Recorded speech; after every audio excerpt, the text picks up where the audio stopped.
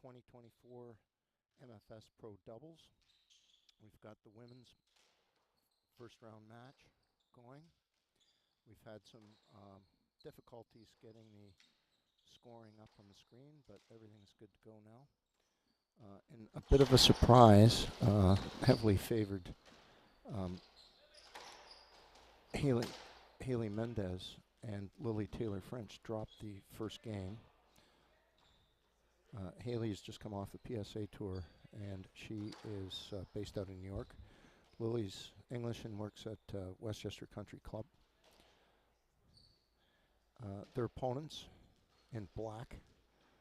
On the right wall we have Lauren Johnson, who is working out of Philly at Squash Smarts, and her partner, Egyptian, but working out of Agnes Irwin, is Miss Nazar, Mana Nazar. Lily is asking for a let point there. And we're going to the judges. Matt Jensen, who's on next, is refereeing the match.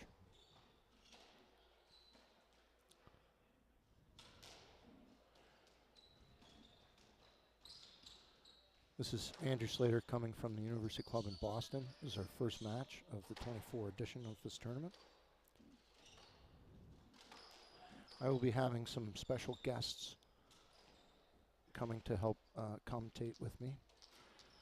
Variety of old veterans and new players to the game. That is the second game to Lily Taylor French and Haley Mendez. Games are 1-all. We've got two courts here, and we've got a 4 o'clock match, and I'll give you some scoring updates if you're just tuning into the streaming version. We do have a live scoring version as well, just in case you have a few favorite players that are on the court and are not being shown on the live stream. We had a couple of local favorites here winning their first matches yesterday in the round of 32 in the men's draw. We had Greg Crane and Ryan Mullaney go through. They actually had the best match the night, winning in a close 4 games against Peter Kelly and Hamed Envari. Peter Kelly's a member here now, but he grew up with Hamed at Heights Casino in Brooklyn Heights, New York. Ryan went to F&M, and Lauren Johnson is also a Franklin and Marshall graduate. And one of the players here in the men's draw, John White, who used to coach F&M, he now coaches Drexel. He'll be playing later tonight.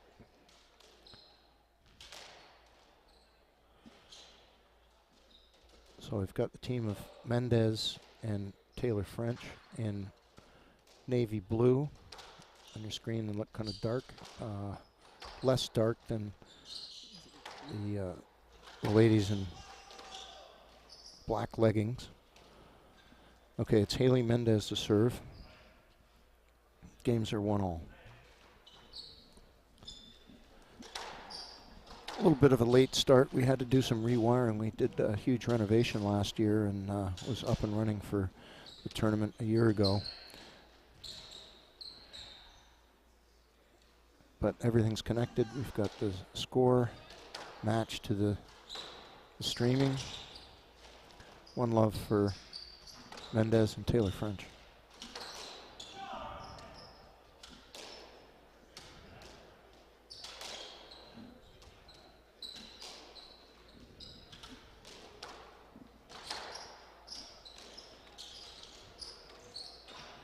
Nice little roll corner by Haley Mendez, and it looks like they're getting through their first game jitters.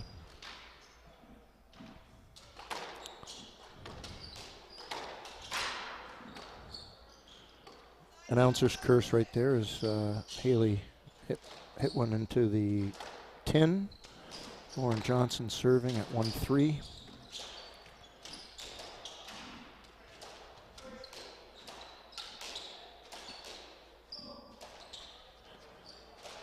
very nice lob by Haley Mendez.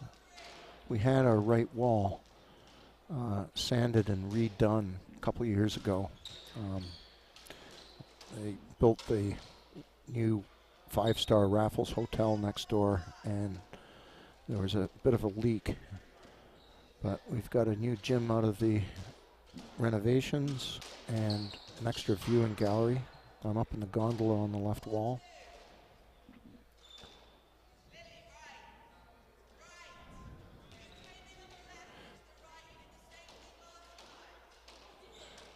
Yeah, Haley Mendez did come in. She came in on the left, and the referee has been replaced. Susie Pierpont, who not only is a great player, and she also runs the SDA, and I guess the changeover with the score pad, we've still got 4-2 from the right.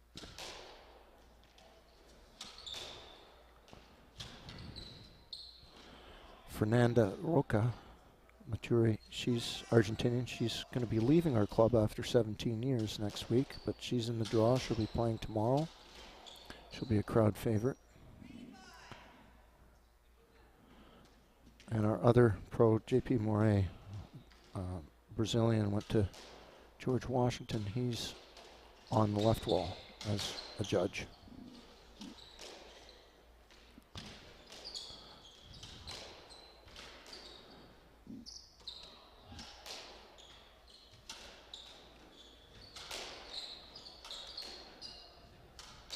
Lauren Johnson on the right wall is quite content to keep pounding the left wall. And that was a nice little roll corner by Mena Nazar. So they're coming in now as a team, 4-5. Third game.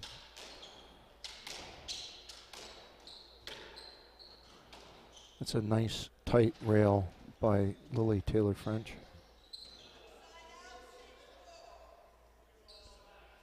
Haley Mendez coming in on the right now. She was coming in on the left serving to Lauren Johnson, but she's changed her mind in this game.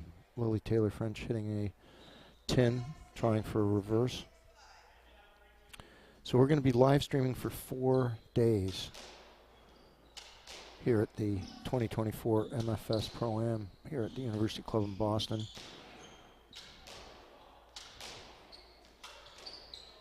It's one of the biggest tournaments of the year. Equal prize money for both men and women.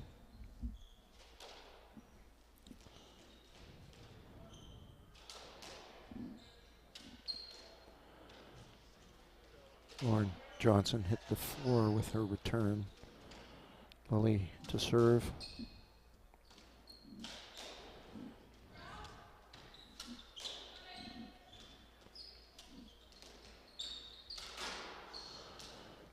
Lily upset with herself because she was set up to hit a roll corner and hit the 10.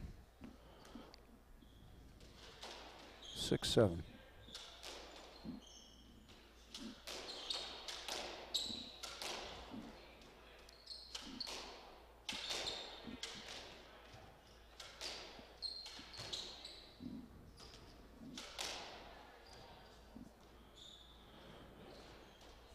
Mana's pointing at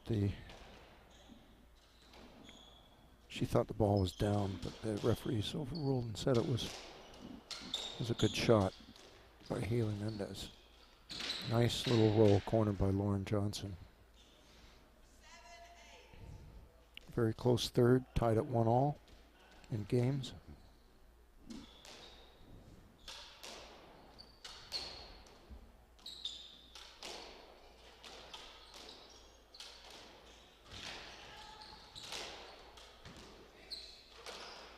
Very good anticipation by Nazar. She read Haley Mendez's really good reverse, but retrieved it nicely.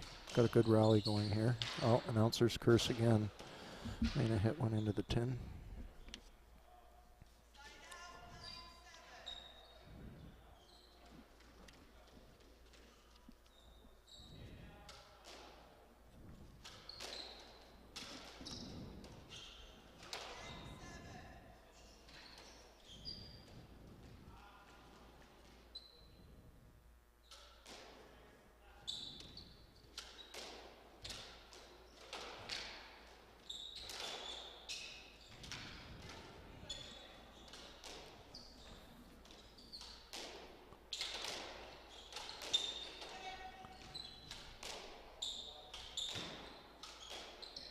Good rally going here.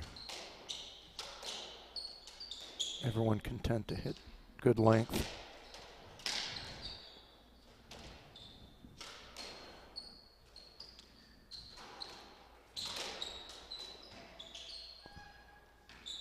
We're going to play a let. Yeah, it's a cross-court shot, so we're going to play a let.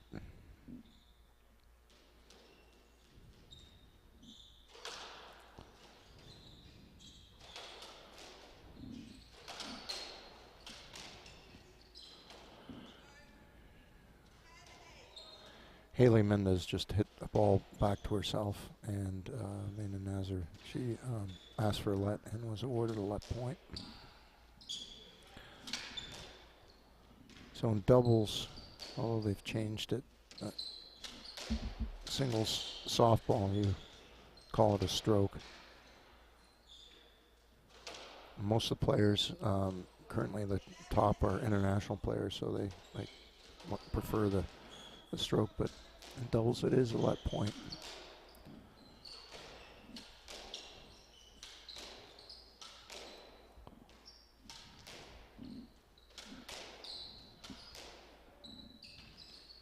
Ooh, really weird bounce at the back there that completely baffled Haley Mendez, and she whiffed.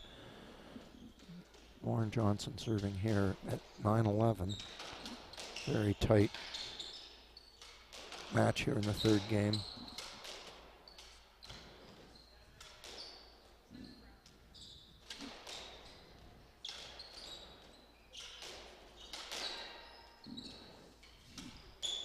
Good ducking from her own partner's shot by Lauren Johnson.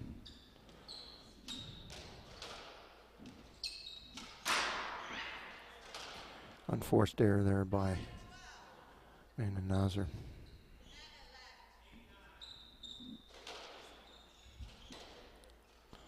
So it's 9-12.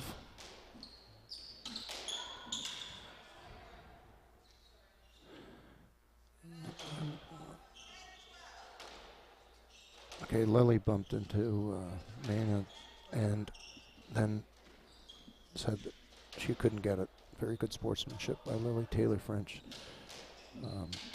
She initially asked for a let, and the shot was too good. She gave it up without having to go to the judges, although that was a tight rail by Haley Mendez. And they're coming in, their team up 13-10 in the third game.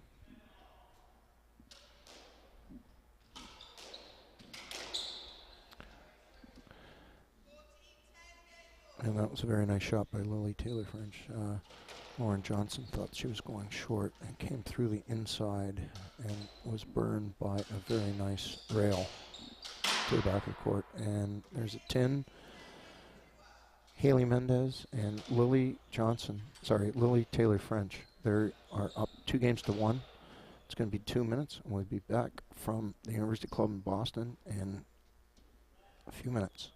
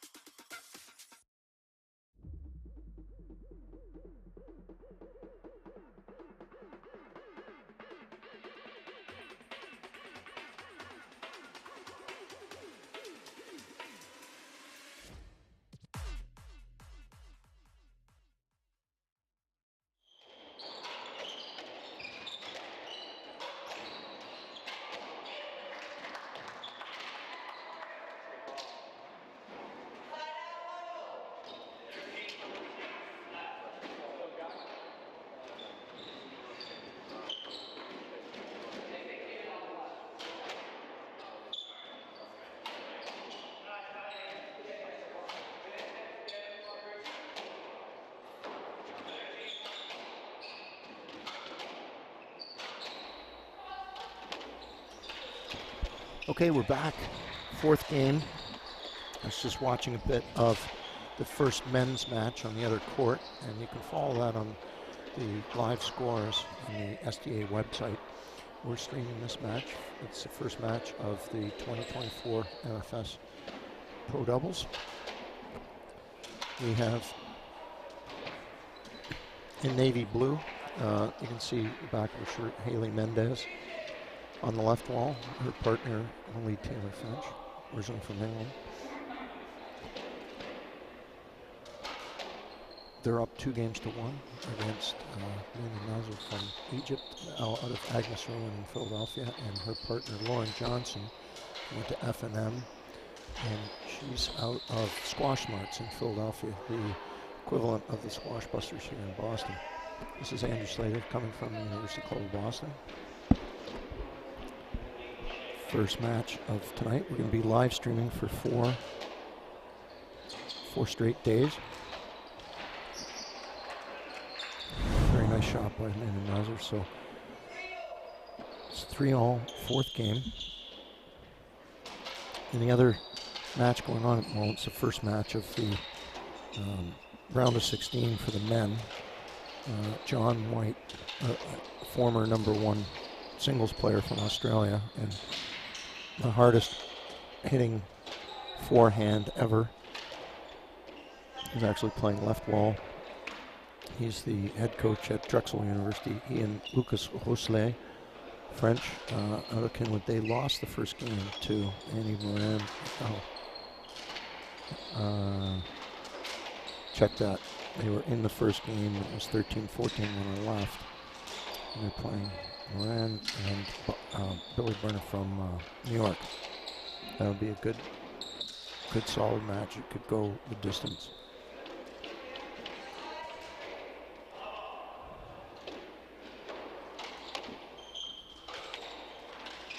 And Nazar and Lauren Johnson have got a slight lead here, 5-3, down 1-2.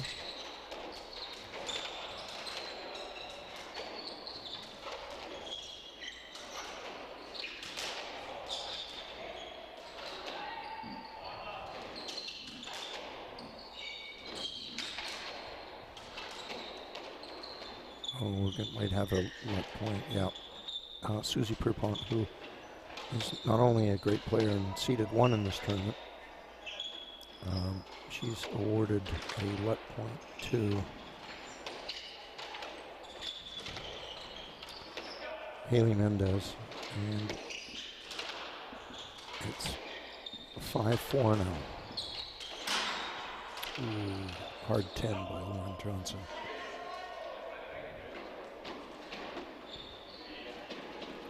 5-all, fourth game.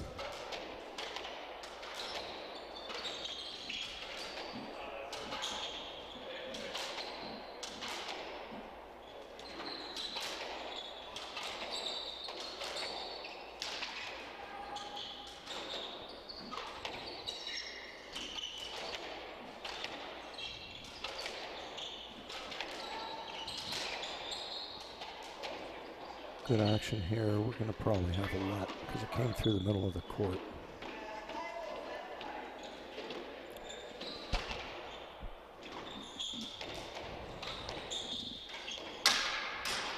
Ooh, that's a good serve. Lauren clipped her racket against the back wall.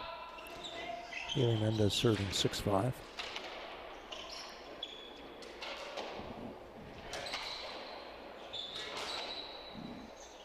Oh, and she just fired one clean out of the court, hit the netting. 6-all, fourth game.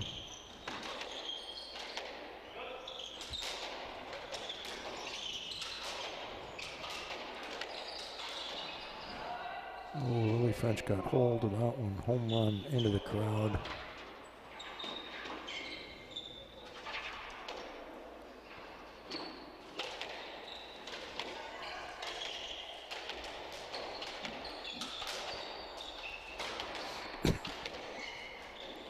Lauren Johnson a little upset with herself because she had position there and she hit the 10 with her backhand volley.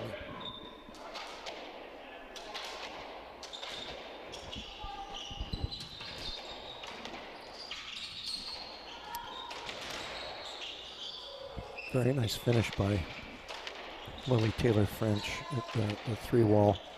Did not nick, and she hit a nice little backhand reverse to finish the point.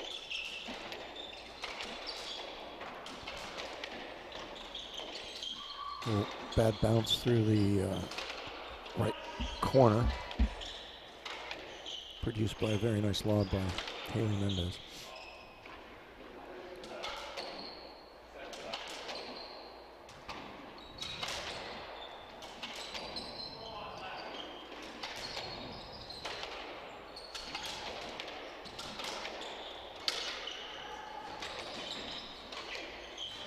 Nice drop shot by Lily Taylor French.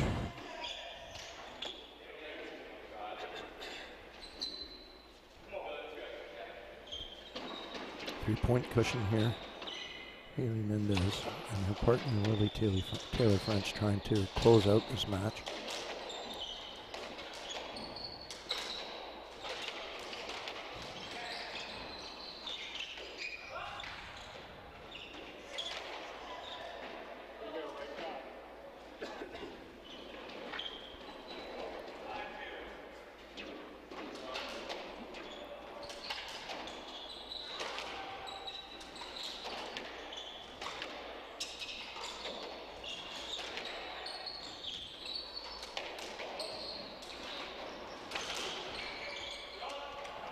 Nice forehand nick by Lena Nazar.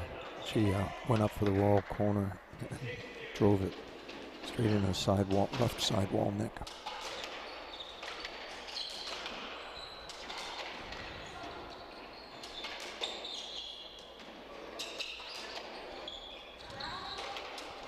Lily Taylor French asking for a round. Everyone gets out of the way.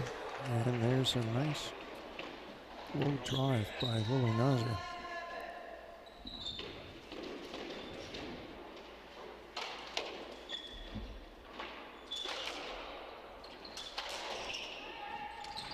A little team confusion there. They both went for it and got each other way. Neither one of them could get the ball back, so they're in trouble here. 9-12. Well, Lily just gave him a freebie there with a 10 3-wall.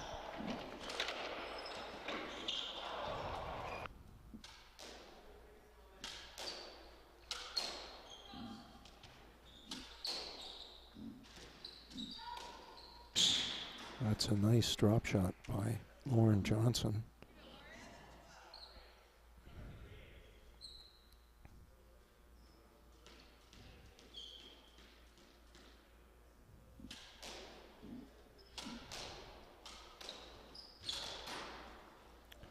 Oh.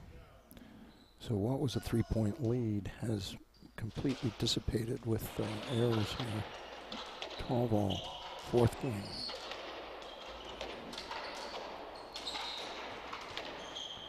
There's an error from Lena Nazar going for a backhand reverse. Okay, Haley Mendez trying to close out the match here. 13-12, fourth game.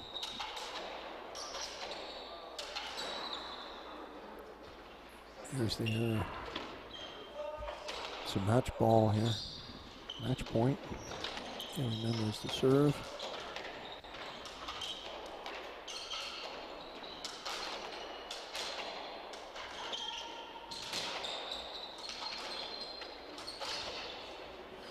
We might have a point situation. Okay.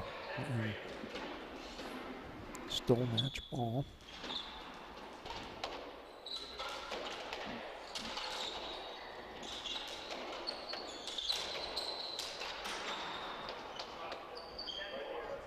$14-all, so this is game point and match point. Simultaneous. They changed the rules about 6 years ago. There are no overtimes.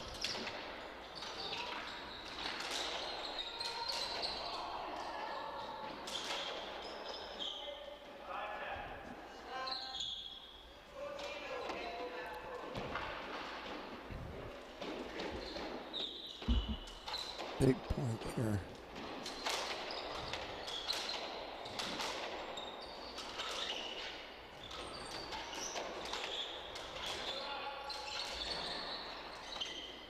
We're going to play, it's 2 lets in a row.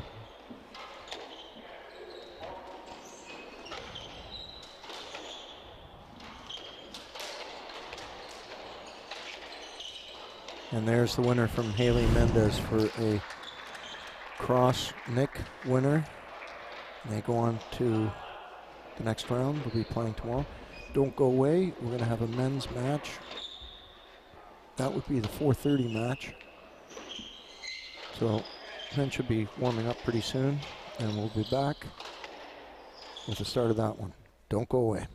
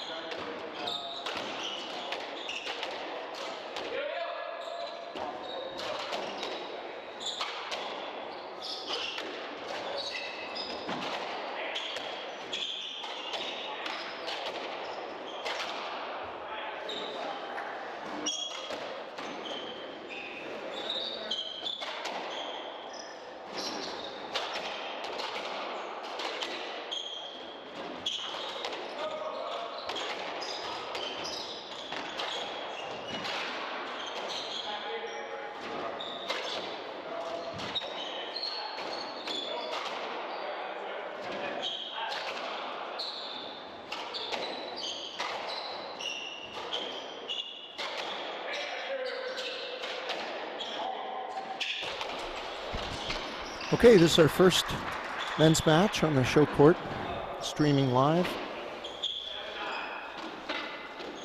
2024 MFS Pro Doubles.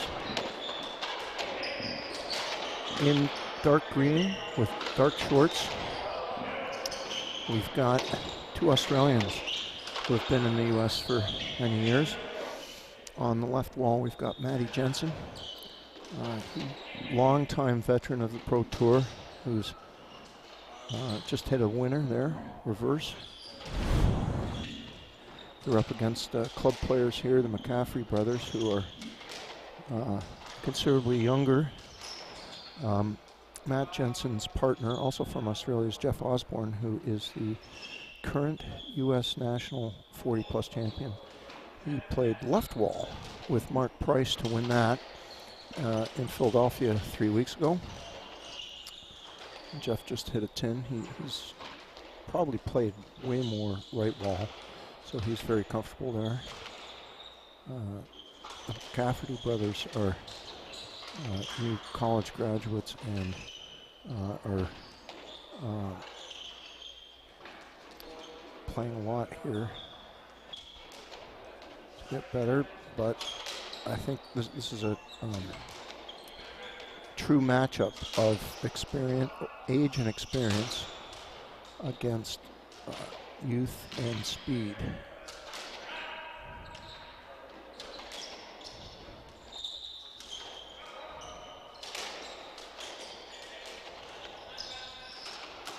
Matt Jensen going off the back wall.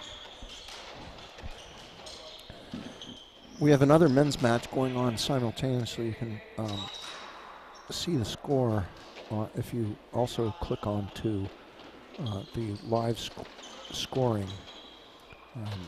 We've got another Australian, former number one in the world in singles, John White. He's the head coach at Drexel University. He's with his clubmate Lucas Husley from the Kinwood Club in Philadelphia.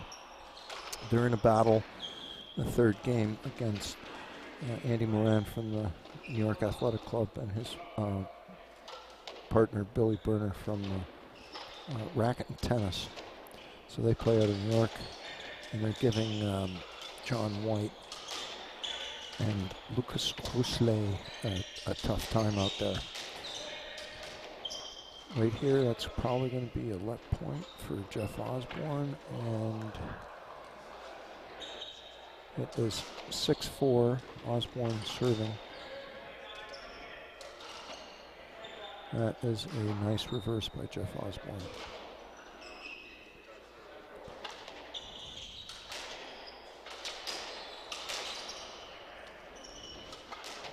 Matt Jensen played many years on tour.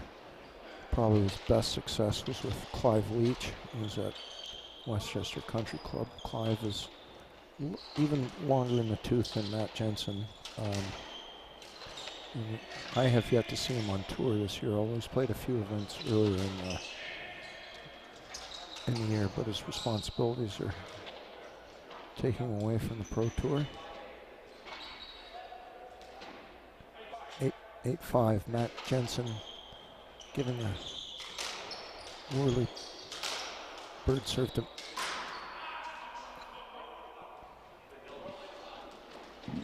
there 9-5 for Australians. They're asking for time. Wasn't ready.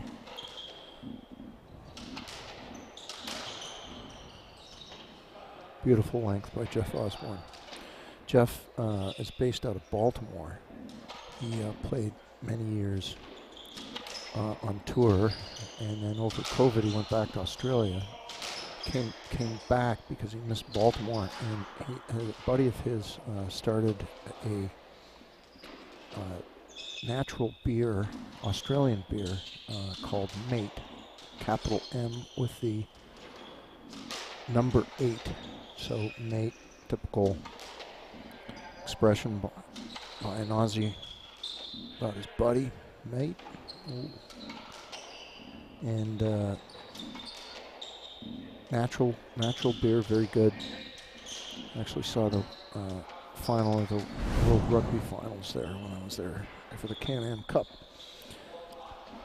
Australians up 12-5, and experience and knowledge of this game play more of a role in doubles than in singles.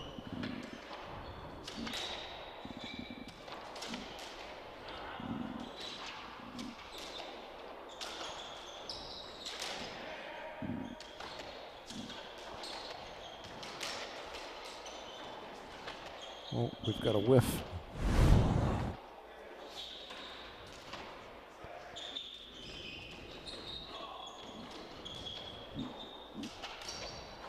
That's a nice reverse. Keep the Aussies honest there.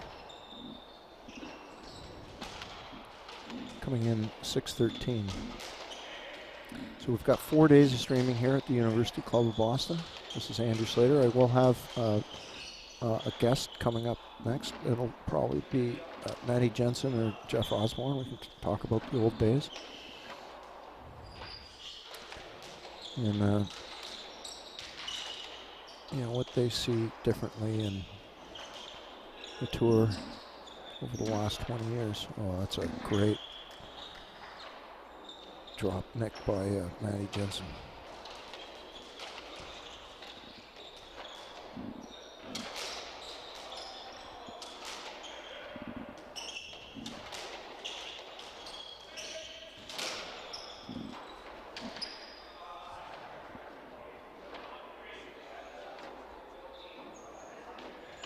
Jeff Osborne was going for a roll corner and hit his opponent.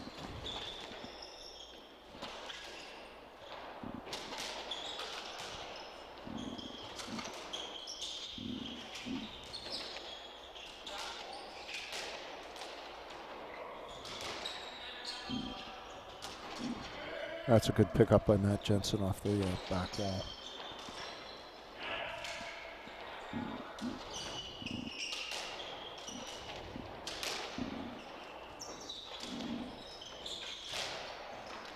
That's a good reverse 3-wall.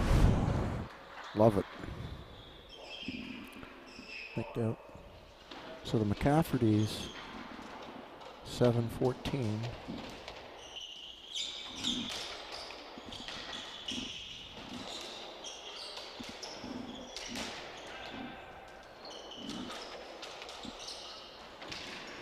Relentless offense from the Aussies. And that's game. First game, 2 minutes. We'll be back in 2 minutes. Don't go away.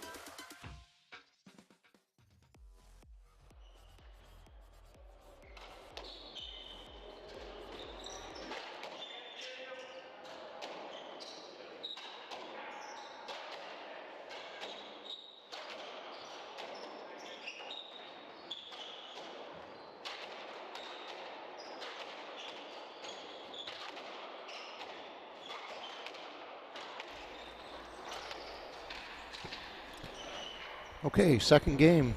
We're back at the University Club of Boston for the first streamed men's match.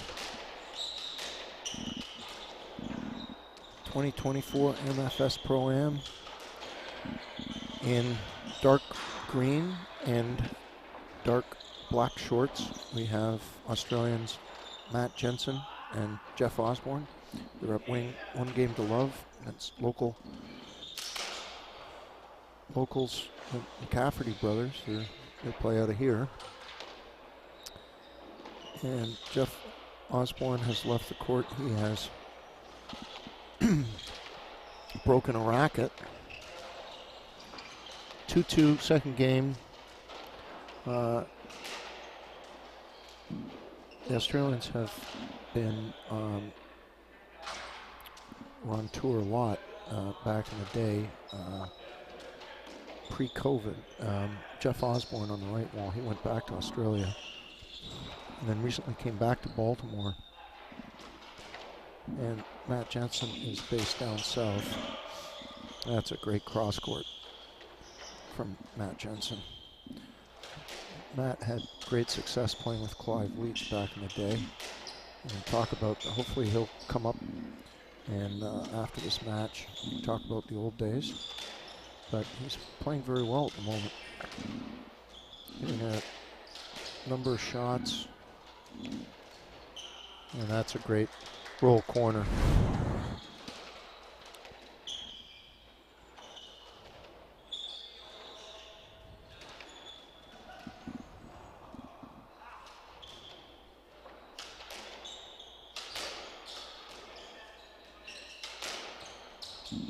Oh, it's great length.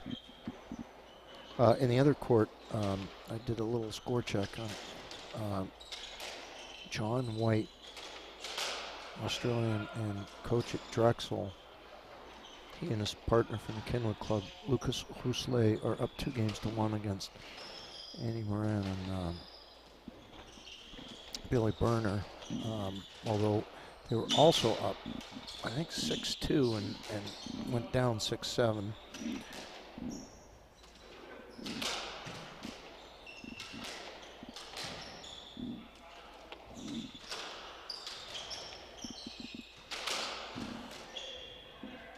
Jeff Osborne trying to get a little bit of muscle on his forehand to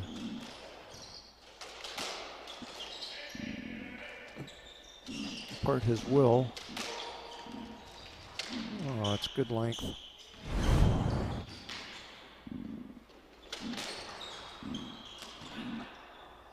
Nice retrieve. Oh, it did all that work and then went for a topspin reverse into the tin. McCafferty's are up 5-4. Second game, having lost the first.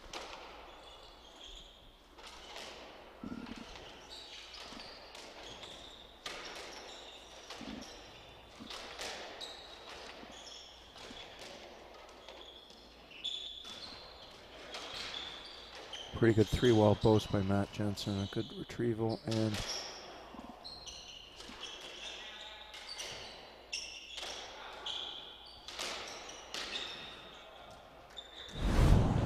there's a good cross-court drive by Matt Jensen. 5-all.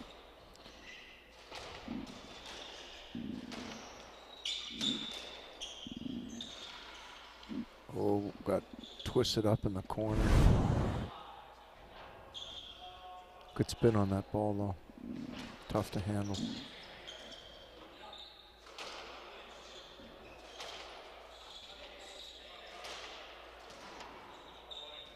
A little mix up with the server.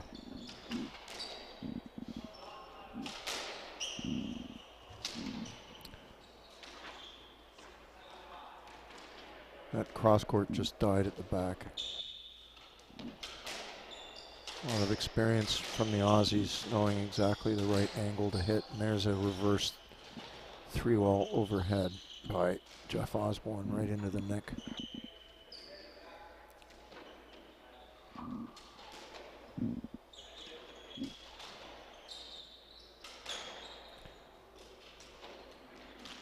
showed him how to hit a reverse. It was 5-4 for the McCaffertys, and oh, that's a good shot. Jeff Osborne could not get that.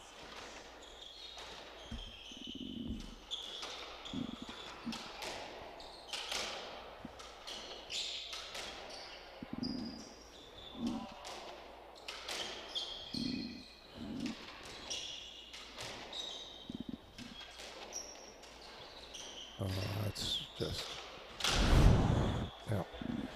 So, did not get the pickup or whatever. Jeff was going to jump all over it anyway, but there was didn't realize that he called the ball not up on himself.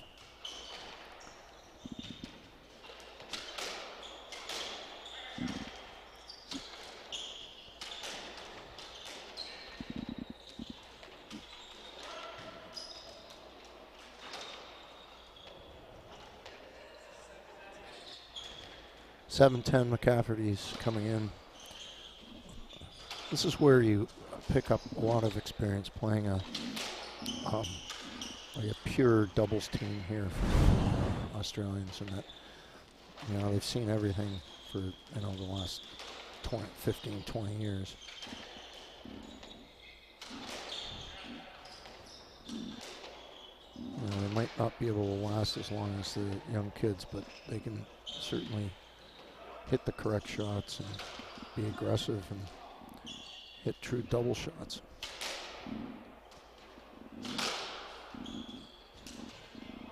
That was a good screen by Matt Jensen.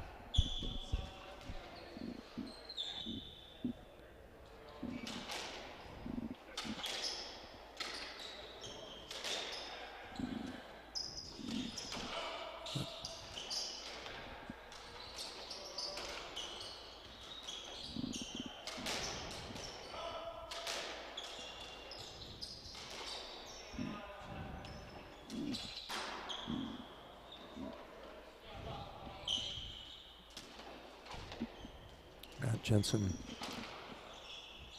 making an error there. He actually hit the throat of his racket.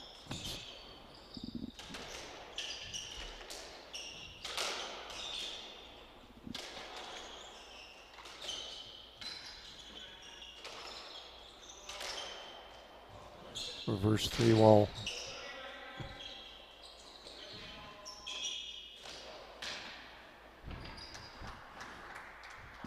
They learned their lesson. He's laughing.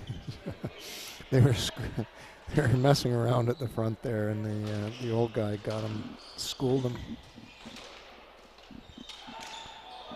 But overhead dead neck. I love that. That's a good comeback.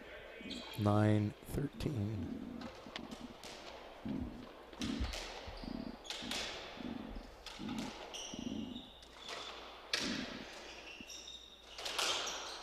Oh, there's the right through the middle.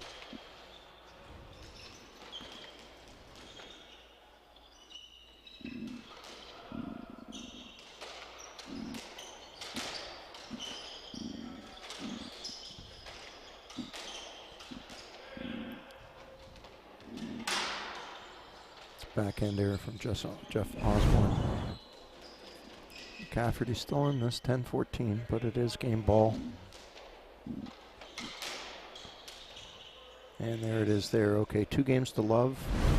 Don't go away. We'll be back in 2 minutes.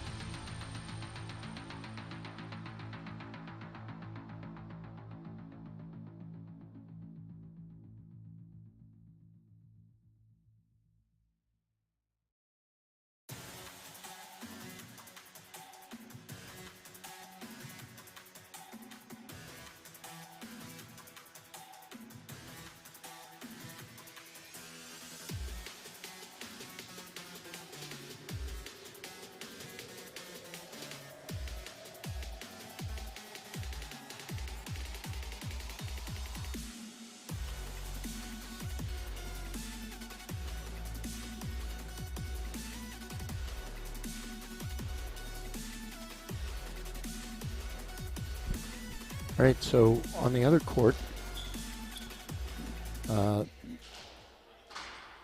we had a match ball for John White and Lucas Lousselet, and they lost it to Andy Moran and Billy Berner, so they're going into the fifth game on the other court. Here we've got in green with black shorts, got the Australians Matt Jensen and Jeff Osborne taking on the Cafferty brothers. From here in Boston, this is Andrew Slater from the University Club of Boston. It's the first men's streamed match that we're doing for the 2024 MFS ProAm doubles.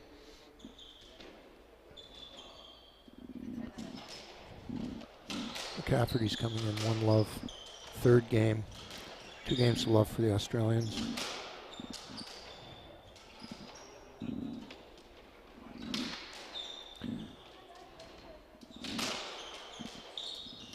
Australians are been on the tour for many years and are playing all kinds of angles. It's a good learning experience for the kids here.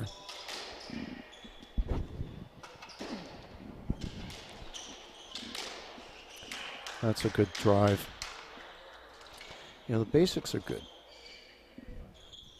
They can hit the ball hard, straight drives. It's just knowing where to go, what shots to hit, which time, and it takes a while. Good learning experience here.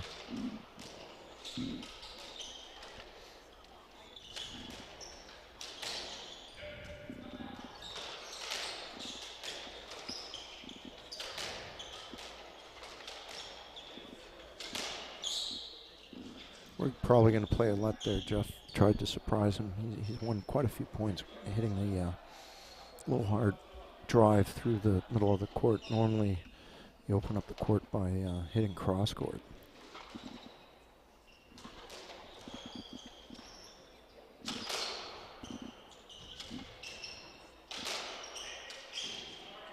Oh, got an unforced error there, but you know, created by a really nice angle of the cross court by Matt Jensen.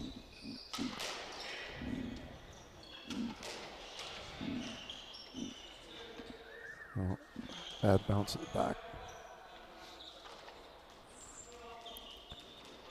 3-1.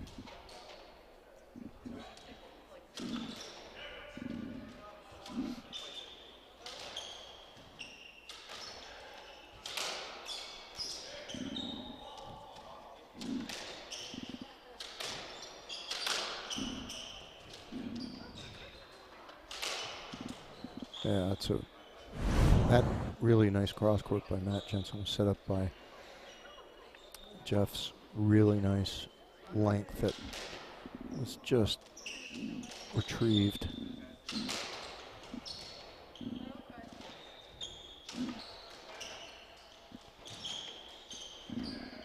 That's a good lob. That's going to be a good get.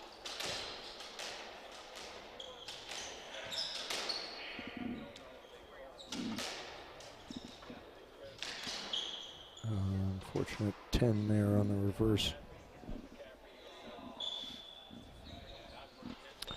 Australians have caught back to 3-all.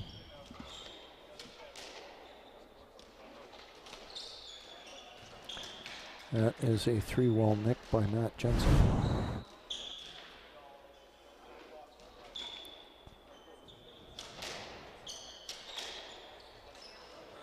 It's a nice overhead. It's a couple really nice from older McCafferty.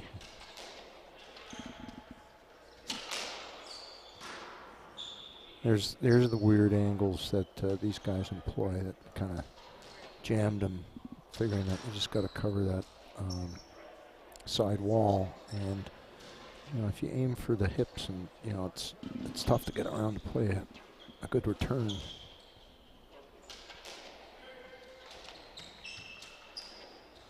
There's a nice backhand roll corner from Jeff Osborne. A smattering of applause through early afternoon. This is, like I said, this is the first men's match that we're streaming. We're in the fifth game on the other court.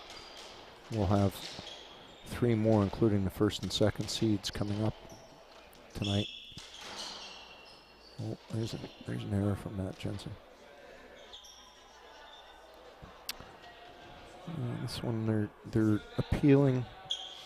They're appealing that whether a ball went out on the serve and then one of the lobs, and it looks like all balls were good.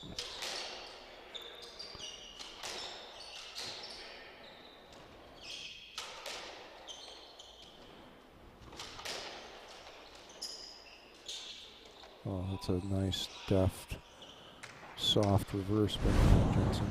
So just for people who go back to some of the great Australian singles players, that includes John White. We also had Maddie's older brother, Dan, who was top 5 in the world for many years.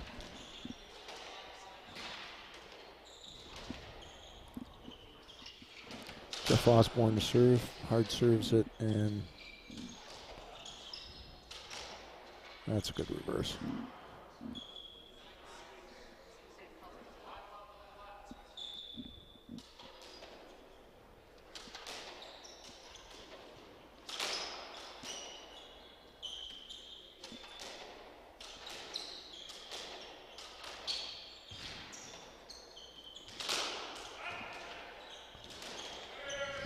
Oh, that's it.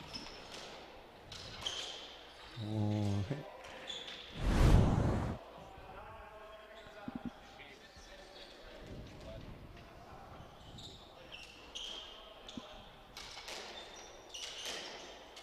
Oh, through the legs.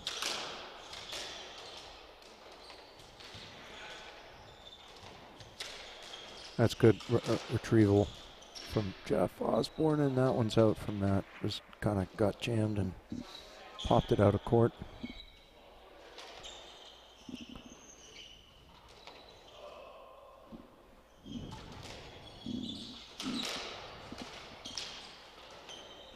Oh, we got a little error there, going for a straight drop.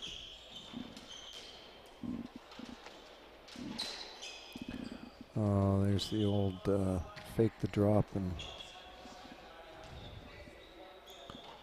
that's, you usually yell taxi after you do that to somebody.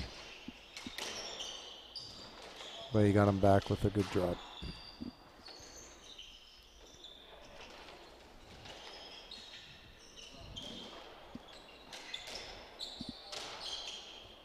There's a overhead 3 wall from Jeff Osborne.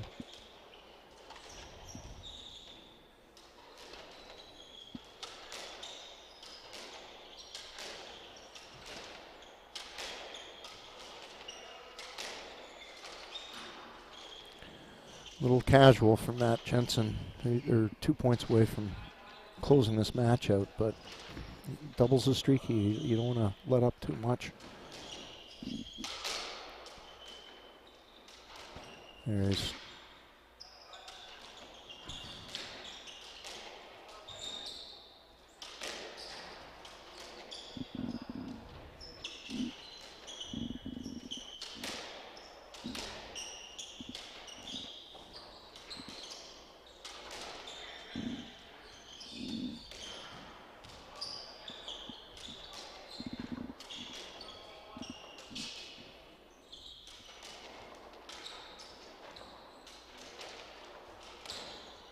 well, Matt hit a reverse 10. Jeff's giving the eye like, come on, stop screwing around. Let's finish this off. The worst thing that can happen to these guys is go another game. They got to be fresh. They've got a potential tough match tomorrow. And Jeff's bringing the heat. There we go. This match point here.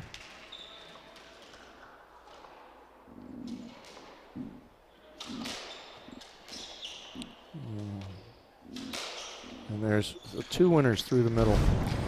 Okay, the Australians are through to the next round.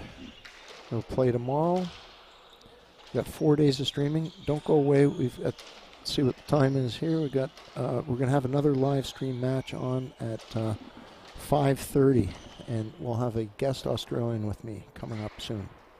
Don't go away.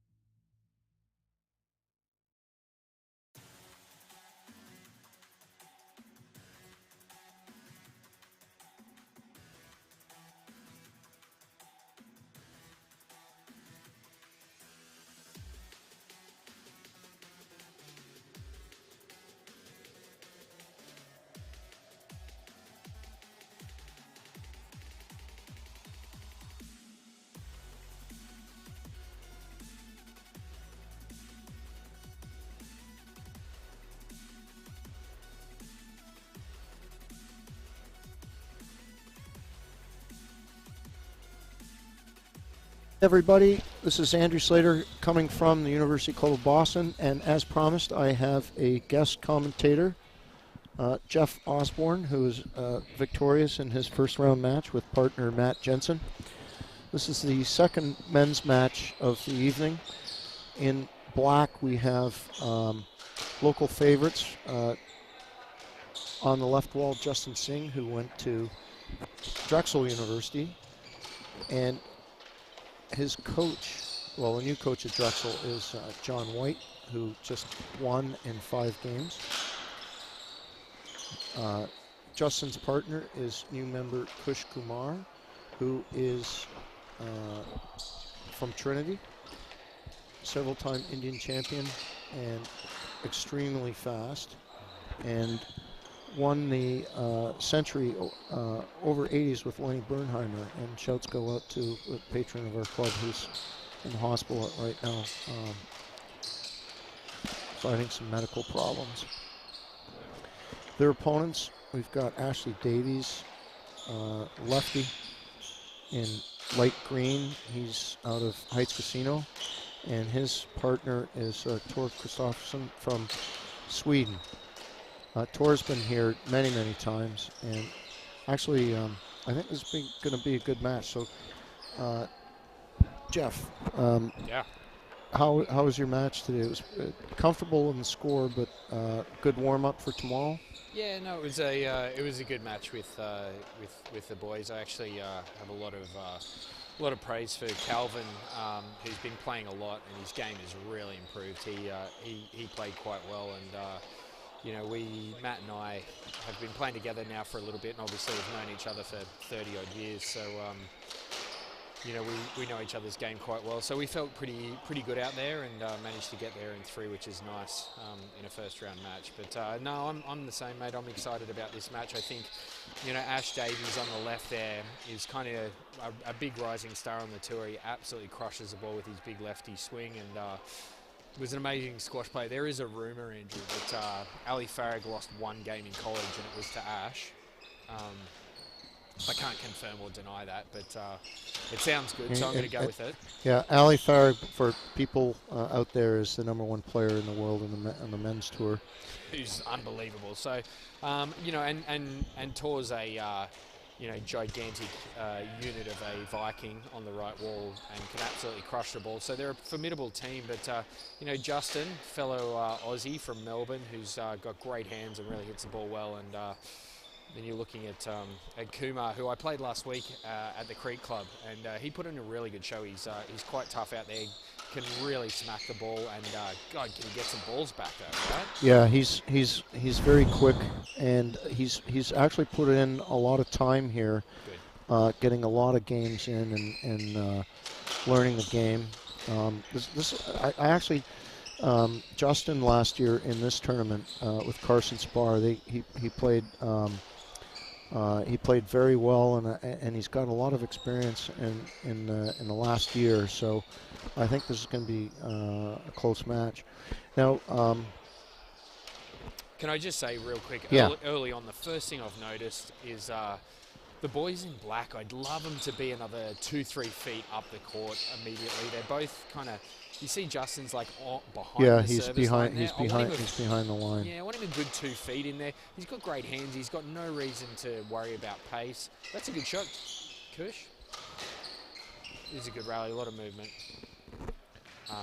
Ash looks slow.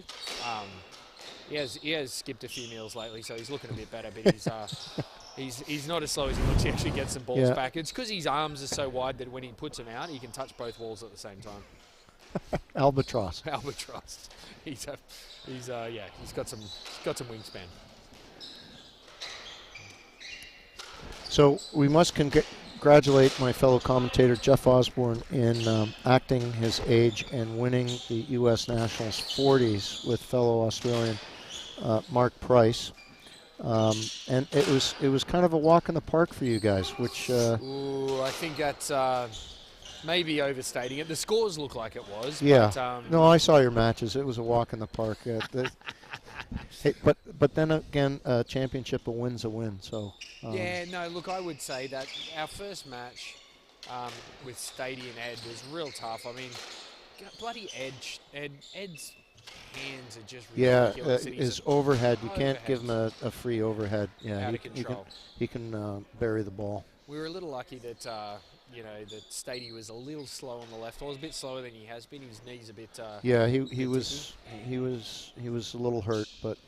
But again, I would say he's up there with them Johnny Russells of the world with some of the best hands. Did you see that overhead then? Yeah, that was a good run. Crushed. Good one, Push.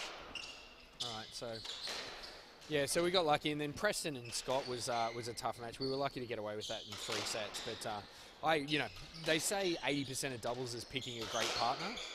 And in Mark Price, I had a great partner. Yeah, the guy's hands are absurd. He's got very good hands. All I got to do is run around like a mad chicken, and I'm really good at that. Just for your part, you prefer right wall, and to win it on the left wall is still something to be proud of. Well, I think prefer might be the wrong word, because I really enjoy my time over on the left, but I definitely have a lot more experience on the right. But I felt good over there on the left, and I really enjoyed it. Actually, it's not. Did you spend much time on the left in your? Yeah, I did.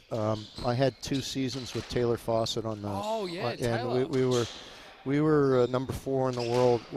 But I didn't enjoy it because I saw 99% of the balls, because at the time I couldn't put the ball away.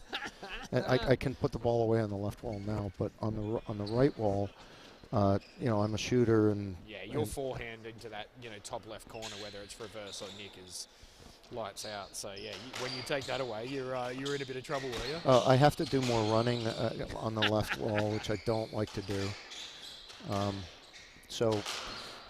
better on the right. But actually, in games here in the club, like the first part of the year, I play mainly left wall. Yeah, okay. So I tell you what, Kush and Justin are putting up a really good fight. There's that speed you were talking about, mate.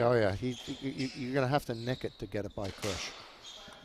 And Justin, he asked for a let. He asked early. He asked What's the ref say there? They said let? Yeah. Matty, that's your partner, Matty. He's not working the pad. Technology and Matt. He's a bit old for technology. Yeah, no, I don't. I'm pencil and paper myself, because when you screw up on the pad, or like when they switch sides or whatever, it's so tough to get it back. No. You gotta go paper. I'm with you. Do you see that overhead there from Ash? Just his swing is just so nice as a lefty. It really does suit him jamming that ball in hard. And that he went for it there, so yeah, this is going to be close. So Tor Kristofferson, he's serving at 8-7. Big points here. And Tor floored it. Yeah, I mean, see that racket down by his ankles as Kush was hitting the ball? I'd probably advise against that, Andrew. What do you reckon? Yeah, just keep it in front of you. You're not trying to smack it back as hard. You're just trying to block it back. Put racket on it. Yeah, exactly. Just push it back deep and you're good. That's trouble. But he's got the wheels. Yeah, he's got the wheels. But for a slow turtle like myself, that would be trouble. That would be trouble, because you're setting the guy up to go for the reverse. He did a good job there, Kush, of just backing up, taking his space and chipping that one in there on Tor. The hammer of Tor. Ash. Tell you what, for an Englishman, he's very creative. The English are known for their absolute inability to do anything creative, and they're just the most boring athlete. Like cricket, tennis, squash, boring as hell, the English. But Ash, and to be fair, you know what? We'll give it to Bamber as well. He's got a bit of creativity. Yeah. They're definitely not the English tradition. I blame Jonah Barrington for all that. Yeah, because, totally. Yeah, totally. It's only because Jeff Hunt beat him like 100 times in the world that he decided to get fit, and then ruined all of our fun in squash for inventing all the training with the 400 meters. Oh, yeah. There's an overhead. Look at that. That's a great spot. Well, he's been practicing all these stuff. He plays a lot of cross court with the guys here. And good. A lot of sides. Yeah. Love sides. All right, so 10-9 here. This could start getting a bit tense. So that Kush is went really for it good, again. Ash. Did you see? Yeah, it was he a nice little He bump. waited for Justin to get out of the way, and then just top spun it into the top left. That's a great ball.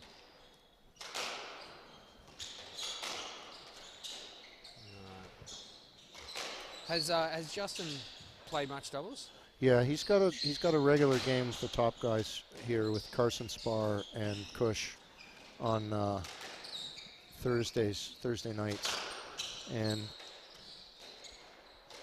I mean he's got a big teaching schedule here, but he's certainly improved over the last 2 years. He's a very good player. Right? Like he was a great singles player, and I was talking to a couple of the Aussie boys. We like to play this game in Australia at junior tournaments called Tin Man, where you pile 35 guys on a squash court, and whoever's closest has to hit it. And when you lose, you've got to go lay in front of the tin. And it teaches you a lot of improvisational skills and a lot of defensive skills. A lot of defensive skills, and you know, I think the main reason why Aussies pick this game up quite well, and Justin looks like he's quite good with that. We just got to get him a little further forward, right? Yeah, I think he's used to people just pounding the forehand at him, and you know, I mean, you can't just do that all the time. You gotta move, let the left waller up and back, and make him. Oh, Tor, that's a big error from Tor. At 13-10 now, we're looking at a real climb for the boys in what would you call that? Aqua shades? Light teal, maybe teal. Oh, Jesus, Ash. Was that a winner? Yeah, that was he buried that one. I saw the score at 13-10 yeah, there, but have I got that they're wrong? They're looking at Calvin. Well, maybe. Maybe it is 12-11. Okay. Don't trust me. I make beer. I'm not a good maths guy. Yeah. And to promote Jeff's Brewery, it's Mate, capital M, the number 8. If you're in Baltimore, get some. Only Australian hops, I think. Yeah. Any Kiwi hops? Yeah, actually, we did use a bit of Kiwi hops. As much as you know, I like to really make fun of the Kiwis. It was. You remember my dad was an All Black in field hockey. That's you know, I won't hold that against you, Andrew. But you know, the bloody All Blacks. Anytime I hear the All Blacks as a rugby guy, I just shudder. You know, those guys are too bloody good. Yeah, we need a seance to bring Jonah Lamu back for their Mate, was that guy. Glory. Jerome Bettis was the closest thing to him, wasn't it? The bus from Pittsburgh. Oh, it's getting intense out here. We got some real whacking. 13-12. This is a big point here because 14-12 and 13 all, I think, are worlds apart. Ash has knuckled down. He's decided he's going to keep the ball tight. I don't know what that was, Justin. Justin, the footwork's not there, mate. Yeah, no, he just kind of stood open and swung, right? Yeah, well, that was 13 all here. So, okay. I mean, Tor's pace gave him. Maybe he's not used to Tor's pace, but I think it was just poor footwork, right? Like he just got a little lazy there on the footwork. Jesus, and a reverse from Ashley Davies to go up 14-13. That's that lefty game whip, ball, right? The lefty whip is so strong back there. Yeah. All right. Well, if we go 14 all here, as we know, anything could happen. Yeah, usually the team in black who's down that game ball will be a little more defensive, and it's a right shot from Kush there, but he didn't quite get it, and now they're in trouble here. Up, there you go. That's good. Hit it again. That's nice. Oh, one thing I noticed in your match. Oh, look at double. that double boast. Love the double. A soft one. I'm not sure he's laughing because I don't think he was actually completely accidental. Yeah, he's giggling. Okay, so 14-0. Okay, so this is game ball for both teams. Who's hitting the winner here, or is it an error? I reckon Kush, absolute blinding winner. Justin's seen a lot of pill.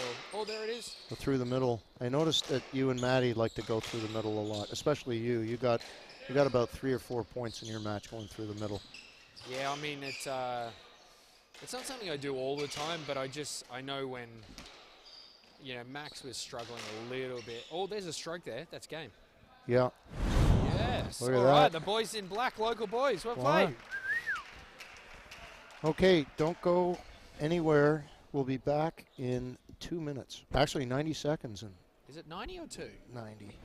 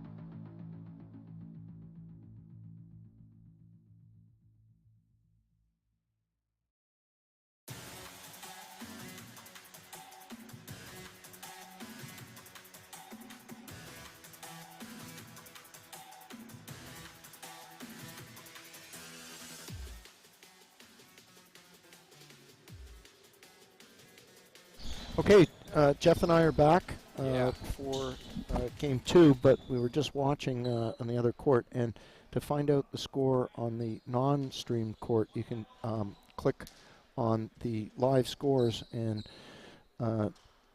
it's a pretty close match. Josh Hughes, that's Dominic Hughes' son, he's one of the pros at the R&T in New York. His partner, they won the first game, but they're down to Henry Parker's. It's Charlie Parker's son. Charlie's in the crowd actually here from Connecticut, and Robitaille, who are up in this second game. So Charlie is also an R&T guy, so yeah. And they're playing Hughes and Haycox against Robitaille. Robitaille, yeah, it's Carter. a French name, Robitaille. My French is terrible. And Charlie, yeah, so not Charlie, Henry. Henry, yeah. But look, it was 15-13 in the first, and it's now 7-8. But over on this match here, 15-14 in the first. I love a good close 15-14. What do we got Yeah, going it on makes here? it exciting. So they're checking the ball at the moment. Ball's good. Ball is good. So Kush Kumar and Justin Singh won that first game on a let point. That was awarded to Justin Singh. Oh, no, Tor's just hitting a couple of fatties there, right? Justin, you gave him too much room. Here comes the heat. There you go. And it's out of court. So he was open stance there again. So Yeah, I mean, that's a big thing we talk about is when you're on the left is you really need to turn your hips if you've got any chance of putting racket on that, don't you think? Yes. Yes, you do. It's hard when you're open stance to really play that. Yeah, and if you're Right, Ash, that's a good ball. if you're hitting a backhand from the left ball, I mean you're expected to see a lot of heat just. And breaking balls, right? Yeah, I mean you can't expect a backhand player to hit the ball unless you're Gary Wade or Kenton Jernigan or somebody like that, where they can generate so much power off, actually more power off their backhand than their forehand.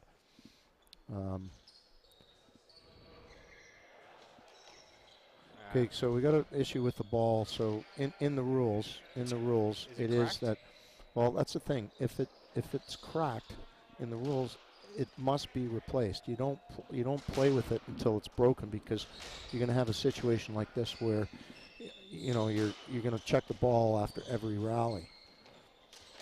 I didn't realize that was part of the rules. That's Yeah, interesting. Because I think a lot of the time on the STA tour, that's a great get tour. They play through, otherwise they'd just be changing balls too often. But and so we, for probably about 10, 15 years, when the Slasner ball came out, it used to get a little soft, and oh, the dives! Oh, it's on. Ash's backhand, he's got one. Oh, should have left that. yeah. So what I'm seeing here is that Ashley is, with his shots, is a little more dangerous, and if they were to play tour for errors, I think that, you know, it's going to be a cross-court game between Justin and Tor. Yeah. No, Ash is lights out. When he gets a winner, it stays winning. Oh, it's aggressive. Yeah. He's at full stretch there, asking a lot. Yeah, you're trying to float it into the nick, and if it misses, it's going to be attacked. A lot of trouble. I'm not sure where that serve was in, but no fingers went up for the appeal. Justin. What a crazy bounce, though. Oh, Ashley Davies went for the nick, just missed it. Oh, good get. Justin's very casual in the way he just stands there and takes that. No, get on your bike, mate. It's tight. I like that middle ball. Uh-oh. Ash has missed that reverse twice now.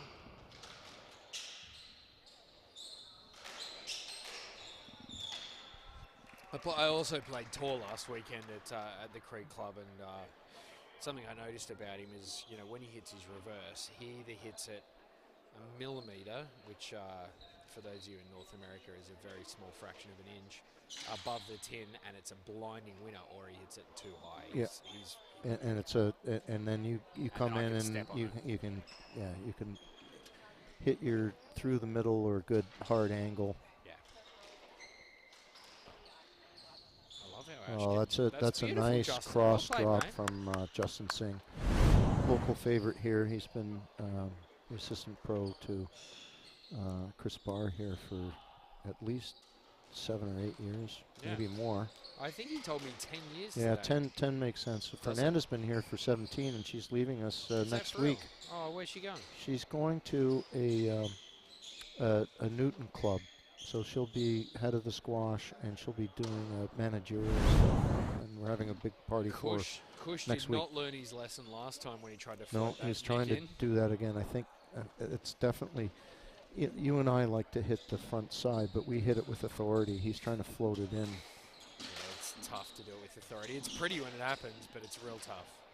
There's another overhit tour. And well struck. And that's a good angle from. Great shot. He went for Ashley's right hip. So when you're playing lefties, generally their backhands are suspect at best, and so you tend to try and the only lefty I've seen with a half decent backhand is Mike Pernak. Mike Pernak, and yeah, exactly.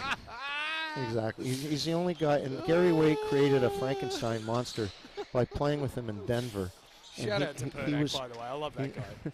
He was the only lefty to play right wall with a backhand to ever win a tournament. In fact, I would be hazard to guess that he's the only lefty to win a pro match. On the right wall. On the right wall. And then Todd Binns played with him, and Todd used to call him the Shadow. He couldn't get away from him.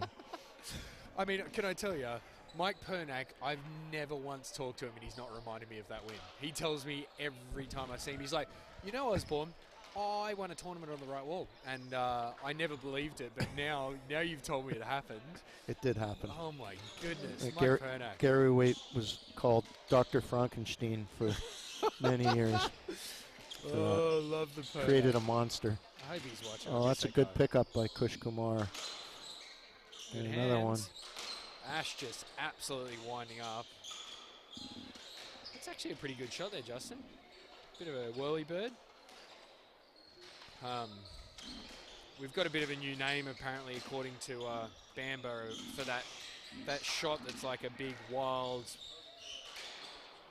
front That's side. a Philly. It's beautiful, That Ash. goes perfectly across the back wall.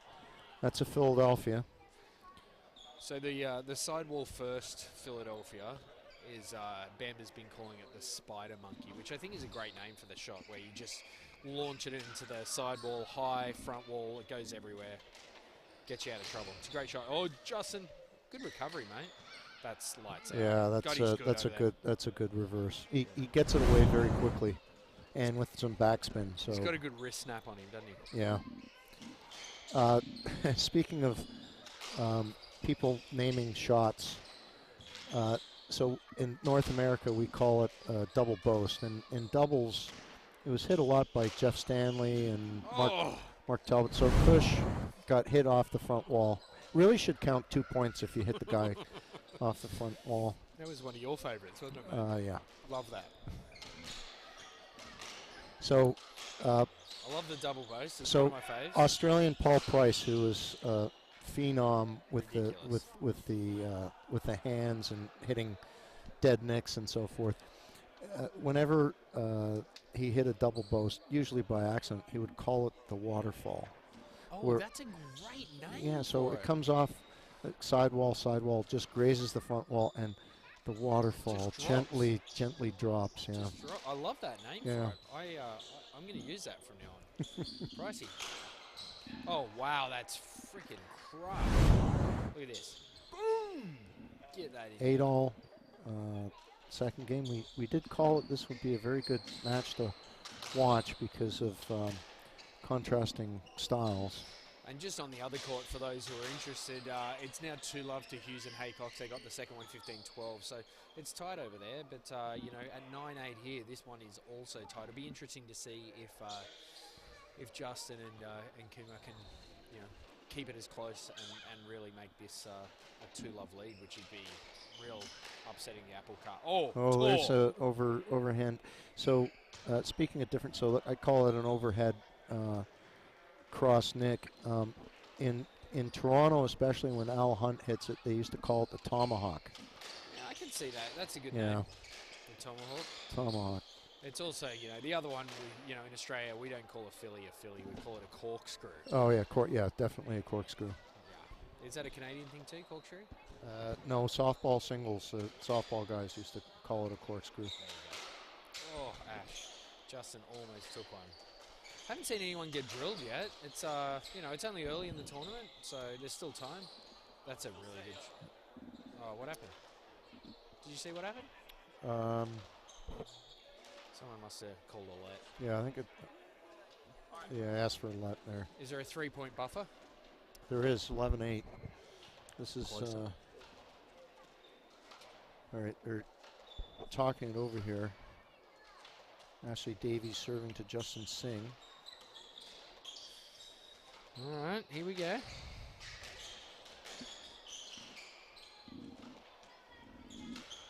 Oh, big dig out of the corner. That's a short lob there. Yeah, they're working Ash over nicely, but you got to do more than short lobs with Ash. Oh, okay, Tor. Tor after burying one hits the tin. So that's a one thing. Top of the tin though. Can we just acknowledge that could have been okay? Well, it wasn't a floor. Let's put that way. We'll glass half full. Yeah, please. There's a glass 98% full, I reckon. But yeah, from what I've seen is that, you know, there's another error. Same guy. Yeah, same guy. So I mean, he's capable of hitting some great shots, but at a top level, you really need to keep your errors down. Your shooting percentage has got to be way higher than that. And at critical times there too, would you argue that at 11-8 up, you really want to bury at least one of those two, right? Yeah, and then Kush! Nice little drop from Kush, and the crowd goes wild. I heard a few whoops. I heard a whoop. Yeah, that I think that was from Tom Paul. No, he doesn't whoop. No, he doesn't whoop. He might get a slight smile out of him. A wry, just a a wry raise smile. of the right corner of his mouth. Ash just hit a blinding winner to go up 12-11, so it'll be interesting here. I think if we can get to 12 all, there might be trouble. Yep. That's a good shot by Tor. Kush just floated that down the wall. Yeah, this is from a singles experience. It's almost better that you overhit the ball with those lobs so that it comes off the back wall, so you can get into position a little bit more. There's another shallow one. Oh, lucky. Davies. Didn't miss that by much, did he? Yeah, no, Grazed the tin. Top of the tin, but he was set up, and that was that short lob by Kush. I tell you what, if these guys get to 14 all again, I'm backing them to take. Come on, Justin, swing. There you go, mate. Trouble. Turning.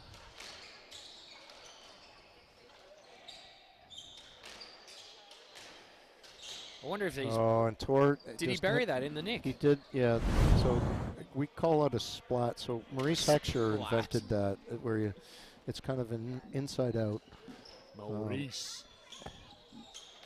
Ash, if you're going to cross, don't look like a scared person. Get over there. Oh, it's a bit high. Yeah. It's all right. Ash didn't do much with it. Here we go. We're back in this. Ripped.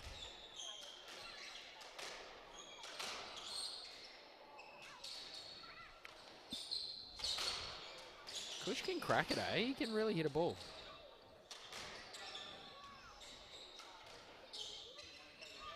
Yeah, he's Oh! And you know what's good about him? I mean, there's a lot that you can work with. His skills. Oh, and he that's a. Oh, he hit the frame. He hit the frame. No, he hit the frame. He hit the frame and hit a winning roll corner. But the reason why it rolled out is because he didn't hit the strings. He hit the frame. So he got that extra spin and deadened the ball. 14-13. This is 13-14. 13-14, yeah. This is a big point. I'd love to see a back all Nick serve here.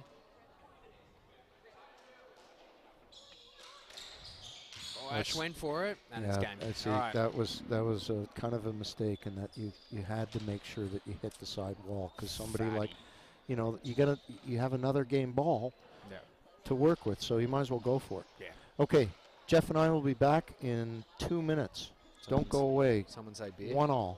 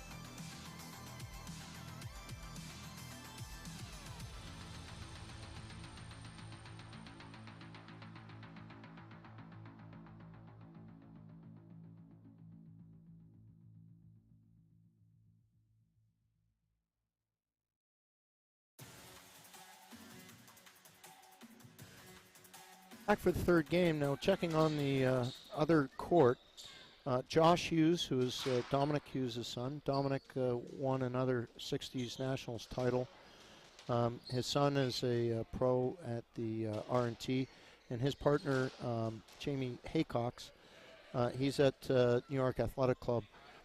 His usual partner, Clinton Liu, got hurt in the semis of the U.S. Nationals 3 weeks ago. So those two have combined as a team. So we're going into the third game here, one game all. In the aqua or teal shirts with the white shorts, we have Ashley Davies, English. He's at a Heights Casino. And Tor Kristofferson, he's Swedish. Big guy, hits ball hard, and hit a few errors at the end of the game, but then buried a couple of overhead winners. And they're going up 1 game to love. Sorry, 1 point, one zip at 1 all.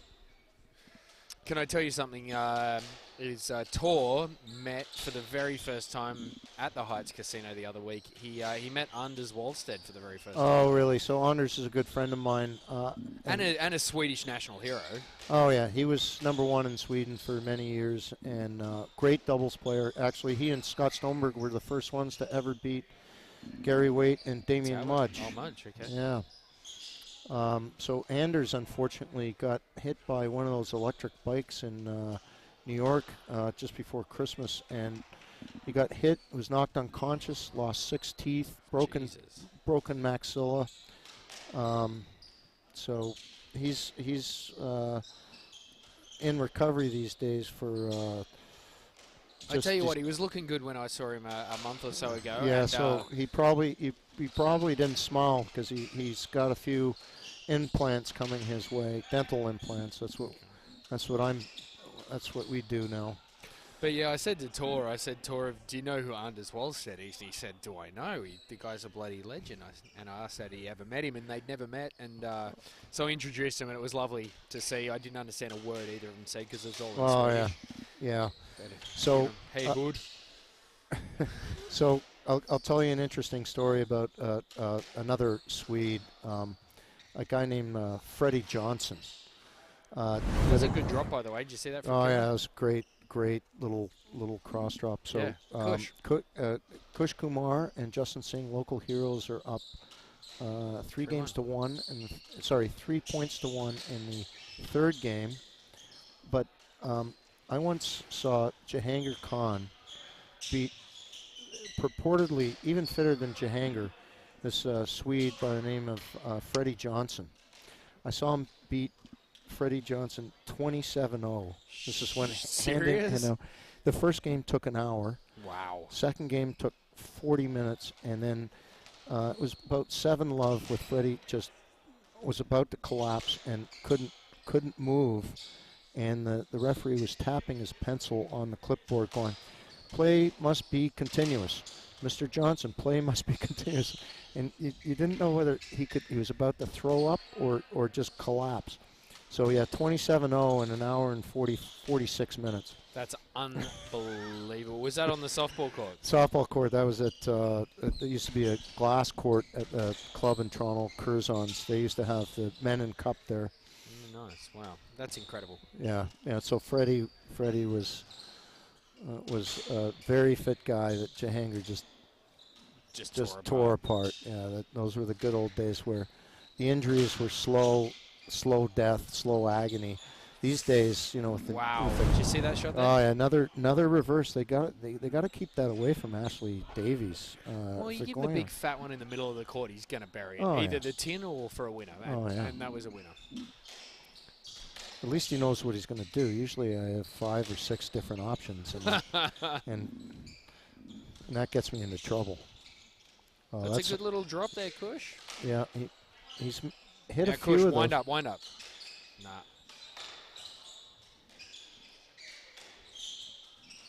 He's working young Ash over here. I mean, yeah, maybe they see his waistline, but he's tough though, man. Like he knows how to hurt. Well, it's like your partner Matt Jensen, The waistline or the hurting? But you go after Matty, or somebody like John Russell. With the hands, it's can be a losing proposition sometimes. Oh! Kush went for the hard nick. Oh, and an error. All right, so it's still close. It's still close. It's 5-3. It's not out of reach here for the local favorites here. They need a little run on here, though. Don't you agree? They need a couple of points in a row, just to get a bit of confidence to them. They haven't really strung any together. Kush is looking for a stroke there, but he doesn't understand this is doubles. This is doubles. No, you got to be. If anything, you just stick a little hip back into his hip, knock him off balance, and then chip a little drop shot in, and away you go. So Jamie Bentley style. Yeah, except that I had to body him. The guy that wanted to be in the place where I always wanted to be was Ned Edwards. Oh, Nettie. So he was big, and we used to straight arm each other out of the way. And I'm gonna ask Chris Cowles tomorrow. Hopefully, get him. Oh, bad bounce at the back, but. Love a shitty bounce. Yeah, no, that's a home court bounce. Dive Ash. So I was going to ask. So how do you deal with Scott Arnold or Chris Cowles, because when they go, they stand right next to each other, and it's like the law of the jungle. How do you make out with those guys, Jeff? Yeah, look, I've got a bit of a reputation for getting in the way and being a little annoying on the right wall. Well, and join the club. Take a number. Yeah, but you know what? I've not once with Scotty or Chris had an issue up there.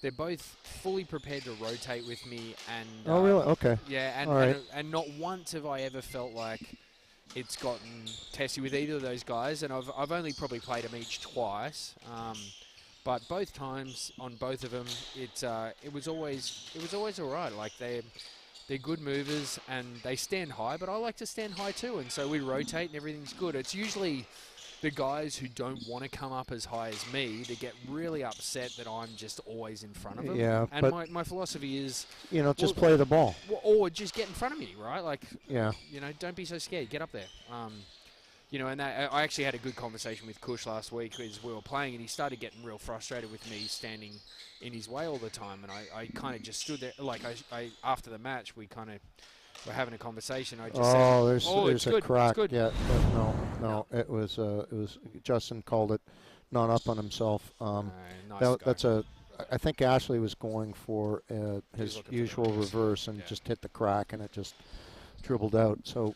Yeah, but I had a good conversation with Kush, and I was just saying, mate, like, get up there and then just rotate around, and you can create the space, and both of us get a position that works really well, and it doesn't get too testy out there. And he was great. He was like, he was lovely about it, which is nice. So he's a good dude. Yeah, and he's trying to learn. I mean, I really appreciate. Which I appreciate that. And so I'm gonna ask you a question. We're 5-6 here. Kush serving. So that's an error. And you know what? He was behind Tor when he hit that. Tough and ask. he looked at Justin and said, you know what, that's on me, because it was the wrong shot. I didn't have position. So even if I got it in play, we're going to be in trouble. Yeah. So I wanted to ask you, since you came on tour with the greats of the game, Gary Waite and Jamie Bentley were dominant, and then you had Mudgy, Gould, Ben Gould. Oh, great shot, Todd. It's a great shot. And Victor Berg and Josh McDonald. and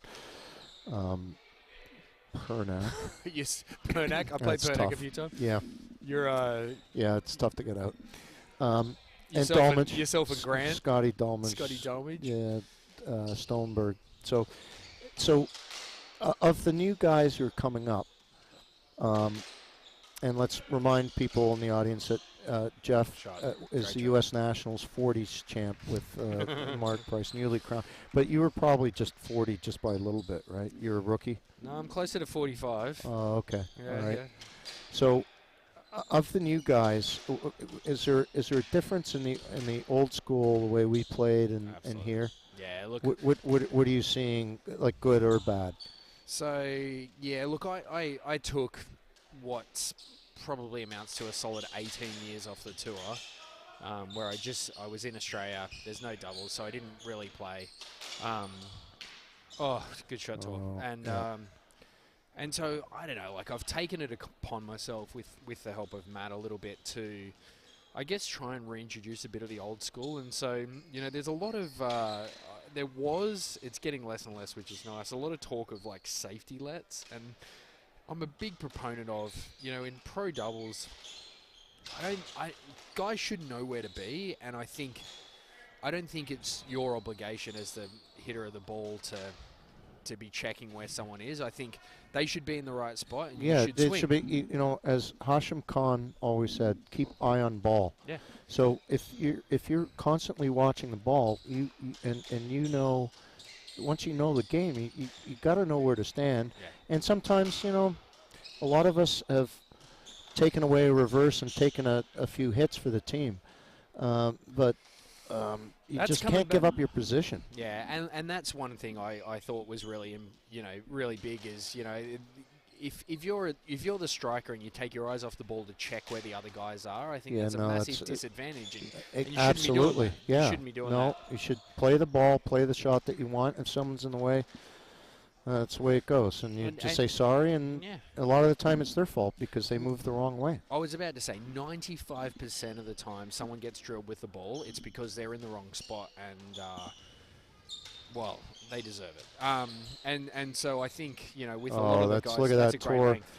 Tor hit length, and he just clipped the right wall, and it died in the back. So this is game ball. Yeah, 14-6 is a bit of a beating here. It was 5-6, and now it's turned into an absolute. Kush went for a 6-14 shot, and he's still shooting.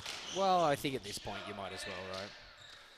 Yeah. So one thing I've been big on is just swinging, and if someone gets hit, as long as it's not in the private parts or the face, I think play ball. Right. And a lot of people going into playing Jamie Bentley said, just keep it below the waist. Yeah, that's all. Yes. It's not that hard. Right. All right. Okay, we'll be back in 2 minutes for Game 4. Don't go away. Cheers.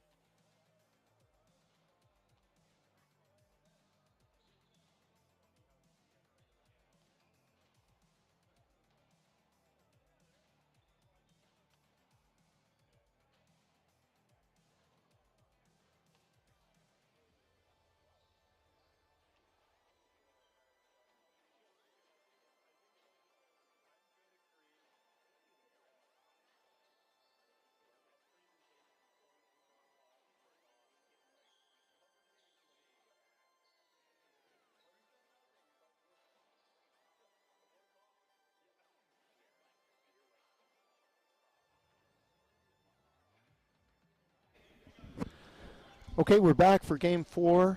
The guys in teal, we got a new ball because it was cracked, and that's a first fault by Tor Kristofferson, Swedish. His partner, Ashley Davies, English, who's out of Heights Casino in New York. They are up 2-1 against local heroes, Justin Singh, who's a pro here at the University Club of Boston. Hit. And see that's a little bit of inexperience there from Justin in that even though he was close, he had Ashley Davies out of position. I would have gone front wall, left side Nick because that was open for him, but he elected to be. He just made up for it. Yeah, he had a great reverse. So. No, but I agree, mate. I think on that one, even though it's close, I think you got to swing there. Yeah, I mean, it was his partner who put him out of position there, so he might as well take advantage of it. Oh, here we go. So, yeah, look at the boy. Oh, there he goes. He's finally floated one into the deck. He floated one, so he's 1 for 3. He's over 1 for 3. 1 for 3. At 2 love in the 4th. All right, come on, the boys. All right, so.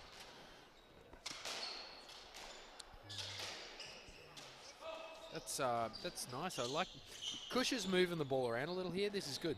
Yeah, so that's part of he plays a lot of sides, and I think, you get different angles and get comfortable with the shots to play. Justin's doing an all right job here of pushing Tor back. That was a bit weak, but yeah, he's just got he's very good at just taking the pace off and gently. I mean, he's playing for errors there. Yeah, that's I like this Kush is pushing the ball up, playing the front left.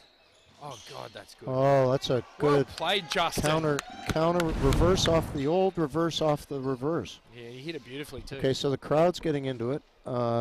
So it's getting pretty full here. We have 2 levels of gallery, thanks to our renovation from a year and a half ago. That's lovely. Justin called him off there, and he's all right though. Oh, good hands. Get up. I don't know if the drop was on there. Oh, that's all right. Okay, they're back for a reset here. Davies crushed that. Oh my God. Yeah, that's a good rail. That's a lefty tight crush. Yeah, tight. A little bit of spin on it. Tight and hard. Careful. All right, here we Hey, go. we're streaming. Oh, Jeff, he got it. He got it. Yeah. Did you see that? Justin buried that straight in. That's good hands from the young fella. Come on, Singy. 4-1. It's a bit fat. Okay, they're still in this though. Yeah, see, that's a better. I like that from Kush in that even though it was a little higher and a little longer, it came off the back wall and forces Ashley all the way to the back. Oh, we got a bad bounce. Yeah. But that's what happens, right? Like you hit those angles, and the ball will sometimes take a funny bounce. That's why you hit them, right? Exactly. Lots of spin and oh, look out! Oh, go Justin! Trouble. Yeah, it's nice. So you got to when you hit that, you got to follow it up. Yeah, he stood there thinking that Ashley was just going to bump a lob. You cannot have 1 foot on the short line while that's going in. You got to be like right up his bum, able to touch him. 5-2. It's a good little lead here. I'd love to see what happens if this goes to 5. I mean, you'd always expect experience would outdo, but you know. But how much have Tor and Ashley played together? That's the other thing. Kush and Justin actually they play different parts. See, there's their overhead. This is what I'm saying is that Ashley is way too dangerous to give him the short lob. Now I think, and I'm not 100% certain. Kush was going to say, I can do that too, but he just tinned that. So their lead is diminished to 1 point here. I think Ash and Tor are roommates in New York, if I'm not mistaken. So that, that bond exists. Oh, crushed. Let's get Justin. Forward, mate. All right. Hit. That was that one. I He think didn't if really goes have a shot. Side front wasn't on. No. No. Okay. It looked No, different on no. camera. He would have drilled Ashley with Right in the bum. yeah. I would have enjoyed that. But there's no point to it because he wasn't taking away a shot. True. Oh, trouble. Oh, Tor. I don't know what that was. A little poke. Oh, trouble. Justin. That's a good get. That's a really good get. Oh, too bad. Good drop shot, Tor. 5-all. 5-all. So it's Andrew Slater broadcasting from University Club of Boston, and I've got guest commentator Jeff Osborne, who's originally Australian, lives in Baltimore now, and also works at Mate, capital M8 in Baltimore. Australian beer for the taking. Good for you. No artificial ingredients. That's true. The good for you part might be debatable, but the no artificial ingredients is definitely true.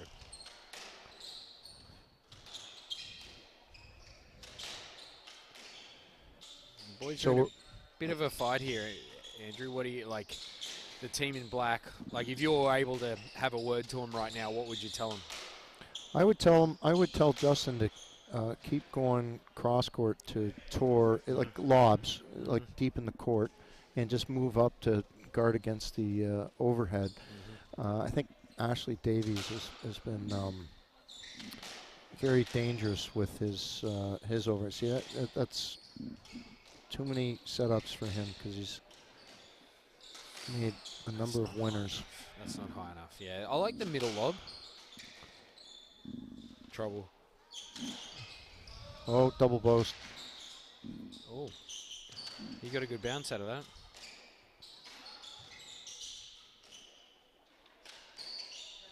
Watch that one.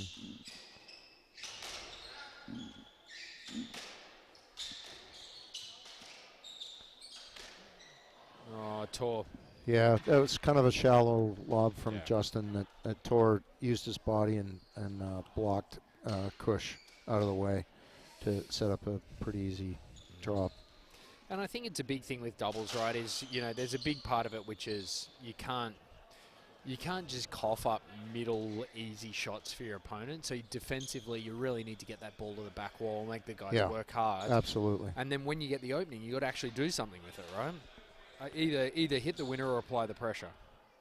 Yeah, so when you hit a loose ball like that, that's puts your partner in positional trouble. We call that hanging your partner out to dry. Yeah. Oh, and that lob just went out. So I just noticed there, by the way, Ash did a very good job of not clearing, so that Justin couldn't hit the rail and ended up working out. Yeah, and there's that good wheels. Yeah, you got the reverse. It's good to be fast. Oh, it was on Ashley. Justin was completely in the wrong spot there. He's about to take one to the ribs. Oh yeah. Or the left ear. Or a blue rubber enema. That would have hurt. Oh, and Ashley hit the crack for a winner there. So 10-5. Are they going to run away with it here? Well, this is okay at this point. Normally, I would. It's a fault. I think that was low, and no hands went up for the appeal. Okay. But yeah, I would have gone to my partner there and just tried to cool these guys off. Yeah. I mean, not so much to say anything brilliant like don't make errors and come on, let's go, but more like okay. Oh, Ash. So just to cool them off with the shots. Yeah. All right, 69. Here we go. Oh no, 9-6, 9-6. Yeah, it's streaming. I better not say it. We've probably got young, impressionable kids listening. Potentially. See, there's another forehand reverse winner really from good. Ashley Davis. I think, look, that's probably a tough one to get back, but I feel like if Justin was another 3 feet forward, Ash doesn't have that shot. Well, or maybe he might not go for it, but Okay, so there's a block drop from Kush Was that a Kumar winner? for it's a winner, yeah. Nice. Good job. 7-10. They're still in touch here, right?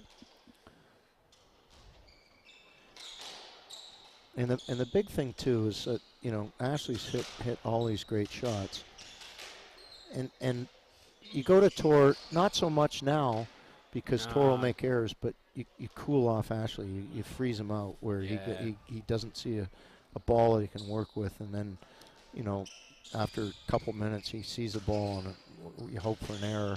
Tor just hit a great winner though. Oh, that's nice, Justin. Well played. Yeah, that's a good cross drop. Come on, boys. So I'd love to see him fall. 8-11, Justin Singh, favorite here at the club. See, that's a good lob from Kush. Another one. No, it's a bit short. But he just with. Oh, that's that's that lefty swing, right? He just come around that ball, chopped it in. Yeah, it's beautiful. But the return was average for him. Yeah, you, like I said, it's better to come off the back wall than to set him up like that. You can't just float a balls out the middle like that. Oh, see that? Roll corner. Yeah, and the thing is that Justin has seen Tor hit the hard cross court all night long and is sitting back and waiting for the heat, and he just did that little punch roll. Again, I think he could be forward another couple of meters. Nice. Oh, and he actually got that one. That's actually really good. Well done on the counter drop. I like that. I would have crushed that, but that would have been an error. I would have gone super wide cross court down behind Ash, but he put the drop in. It was a great shot. 13-9. They really need 2 quick points. Well, not quick, but they need 2 points here badly, right? Exactly. Yeah. You gotta play. And Tor just. Was that a winner or error? 10-13. It was an error. Yeah, okay. It was an error. That's yeah. good. Okay. That's good. Yeah, we can't see that from where we are. We can't see that corner. I did hear tin though. Yeah, okay. And that's a good serve because it forces Ashley all the way back. Trouble. Oh, Ash has hit the tin. And that's a freebie. Merry Christmas. Did I not tell you they need 2 quick points? You did. And here they go. Okay, now we're at 11-13. I mean, they don't want to be down 11-14, but... Oh, almost nicked out at the volley back. There, Justin. And Justin... Good let. Yeah, he probably would have had to hit it off the sidewall, so better call let. You don't think there was a little roll corner there while Ash was ducked down and hoping for his life not to end? Yeah, 11-13, tough to go for a shot there, but... That's a Jensen-esque kind of shot if you hit that. Yes. And as his partner, you have to live with it. I like living and dying. Oh, okay, get up. What are you doing back there? Oh, there's. He wants a stroke. What's he gonna get? It's let. It's 3 lets. It's close. Okay. It was close. It's not a bad call there, Kush. I don't mind it. It's a bit singles, but Susie's having a chuckle. Stroke? Susie reckons stroke. No, I thought it was let, but then Jeff again, saying no let. Hit the ball.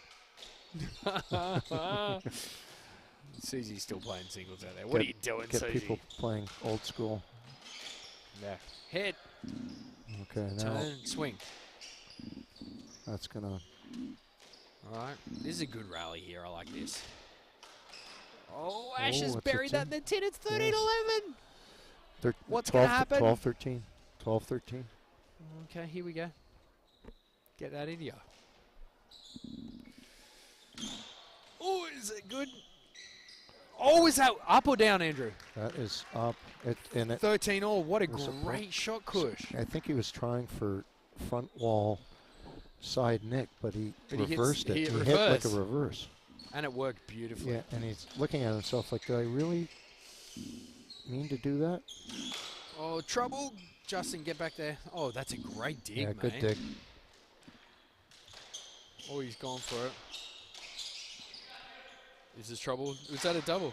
Oh, he's hit that into the tin, it's a double boast, and Ashley Davies wound up and just crushed the top of the tin. Davies might cost him here. This could be... Yeah, this is game ball for Justin Singh, Kush Kumar. Oh, wow. big point. Oh, Wow. Ash. That is aggressive. Yeah, that's very aggressive. 14 all. Okay, so this, What are you calling? Tour 10. well, I think he's going to go for it because he might never see another match point. Well, Ooh. oh, he Didn't should have quite. volleyed that. That's trouble. Oh, that's over. What a horrible way to lose. Sorry, Justin. Oh, boy. Great match, boys. Okay, so very, very close match. They should be proud of themselves. And we called it as close, so 1 point in the fourth. We'll be back for the next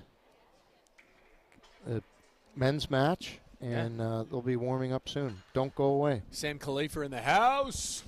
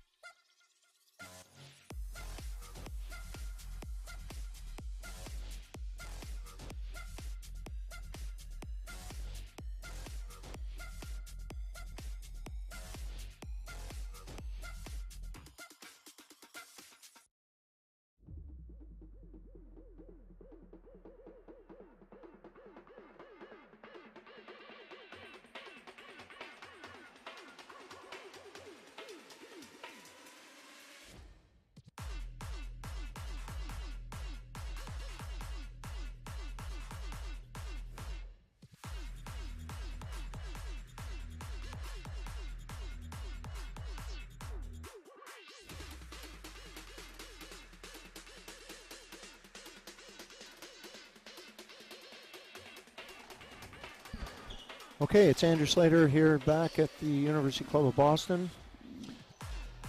We've got the 2024 MFS ProAm doubles underway. We just saw local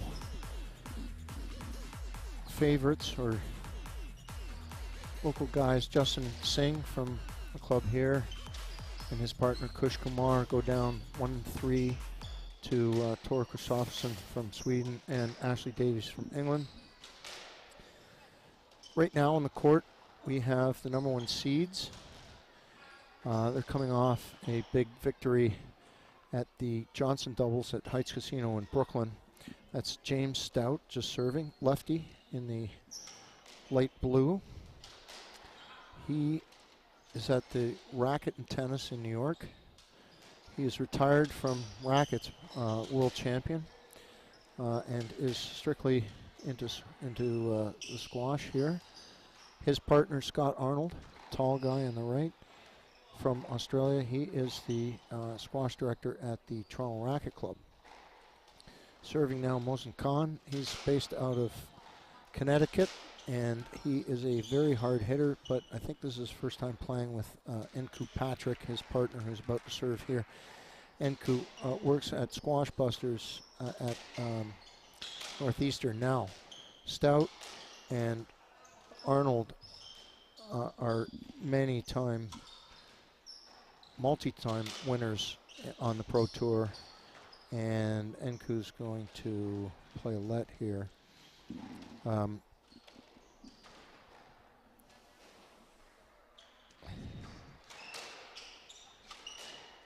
It is without a doubt that that the team in black here, Nku Patrick, Mohsen Khan, have their work cut out.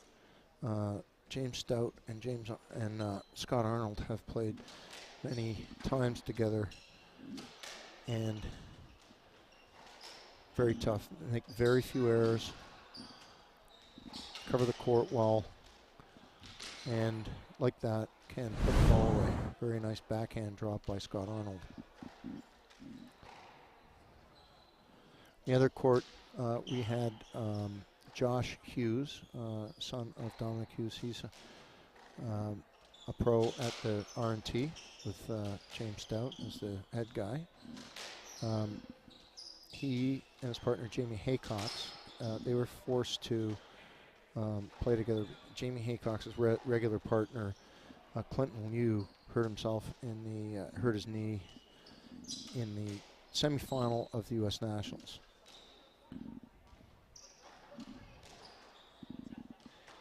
Those guys won 3-love over Henry Parkhurst and his partner Robitaille from, that's a lovely reverse backhand 3-wall nick from James Stout.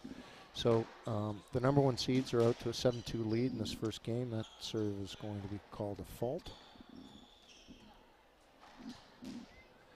Thank you to my buddy Jeff Osborne, who has come back to play the tour and was a U.S. 40s national champion this year. Look at that nice little, I'm not sure whether Mohsen Khan got that, but there's no appeal or anything, and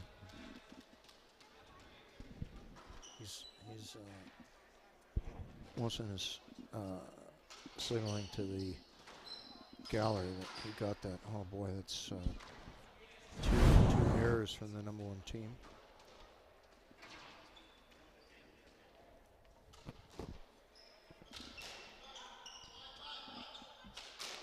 We have two courts here, and if you push the live scores on your SDA sheet for this tournament, you can find out the other score. We've got a women's match on the other court at the moment.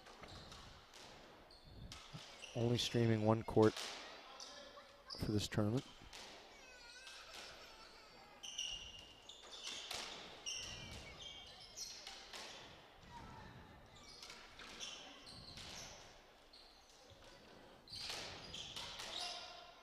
Oh, that hit Mohsen. That was a good cross court. James Stout trying to get a piece of his body, got his shoe And it looks like Nku Patrick needs to tuck in his laces. They're down 4-8. Trying to see whether, oh boy, that's a really nice length from Scott Arnold.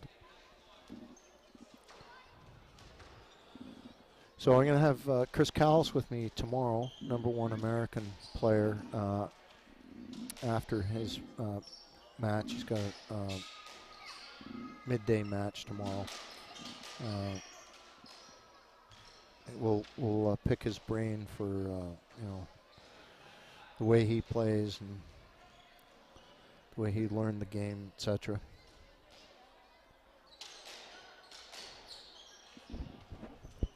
Yeah, we're going to play a let there. Mosen's only shot was going to the sidewall, potentially hitting Scott Arnold.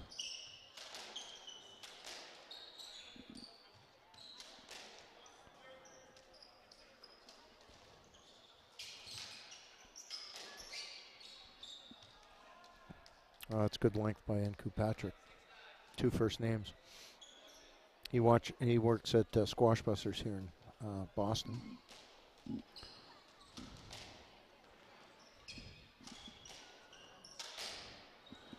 And he's trying to get ready for this tournament. I've seen him at the club practicing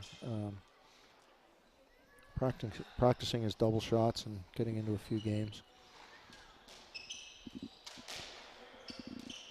Those of you who don't know, we did a big renovation here at the University Club of Boston. The Raffles Hotel, 5-star hotel, was finally completed. They're out of Singapore, and they gave the club over $25 million for the air rights. And we have a gym in their space, and we went up. We have a roof deck now and some extra viewing from an upstairs gallery in which I'm situated on the left wall, kind of like a hockey gondola in the good old days. The old rinks and for the Bruins and the Leafs, etc.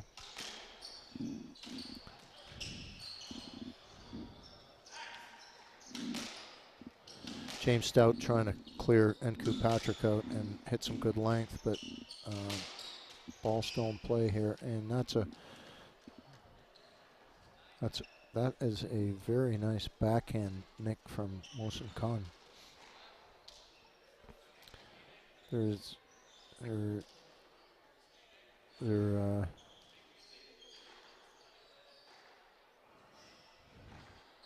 Looks like there's stoppage in play here.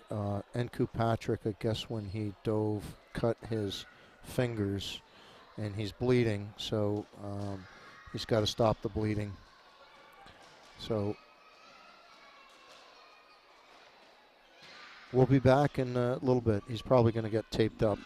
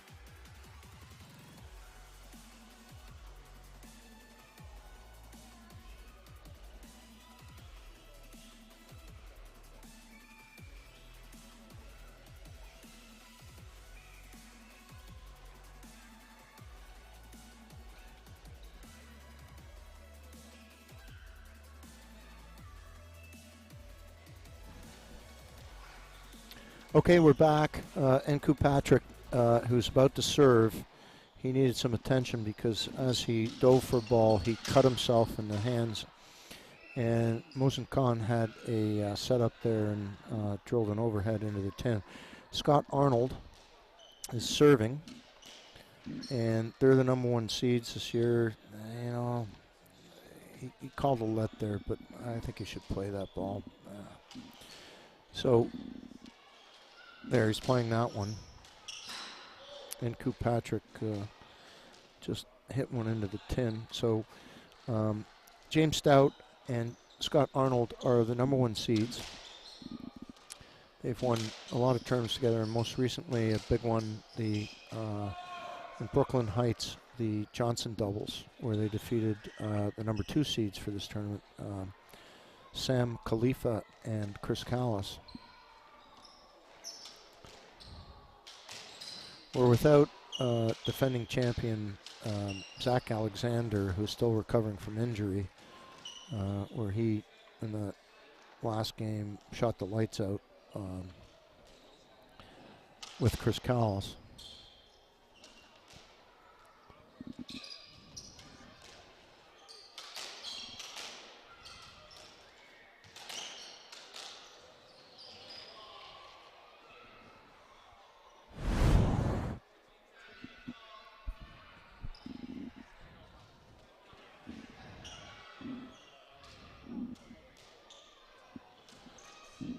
This is a 14-10 game ball for Stout and Arnold, and wow, after that little break, the team in black really lost their focus and are down 1-love.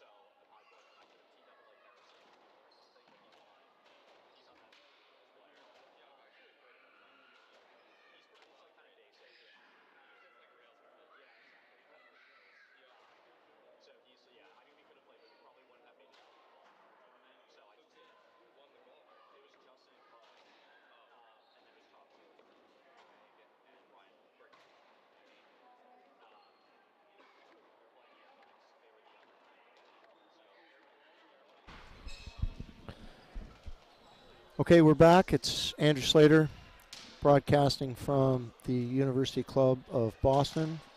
It's 2024 MFS ProAm doubles. We have the number 1 seeds playing currently in the light blue, going against the team in dark. Okay, that's a ball out of court, so it's 1-love. James Stout is the head guy at the racket and tennis in New York. His partner, Scott Arnold, Australian, is the squash director at the Toronto Racket Club. Team in black on the left wall, Nku Patrick works at Squash Busters. His partner, Mohsen Khan, plays out of Connecticut. Oh, that's a lovely reverse by James Stout. So quick 3-love lead to the number 1 seeds. These guys lost the final last year to Chris Callis and Zach Alexander. Zach Alexander has been hurt for the last few months and hasn't been playing, so it's kind of like the domino effect. You have to scramble to find the best partner you can. Chris Callis has been partnered with Sam Khalifa, and they made the finals, losing to Stout and Arnold at the most recent big tournament, the Johnson in Brooklyn Heights, at Heights Casino in Brooklyn. Scott Arnold up 4-love.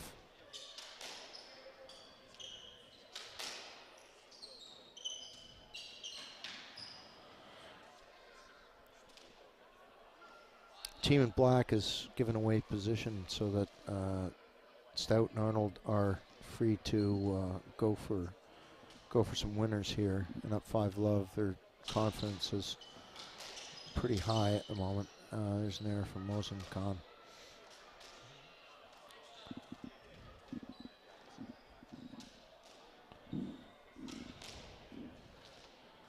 So we've got the quarterfinals on tomorrow. We've got semifinals on Saturday,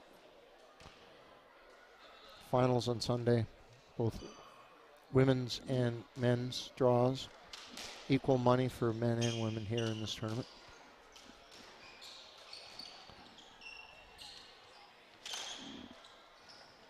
Double boast from Mosin and Philadelphia. Oh, that's great get from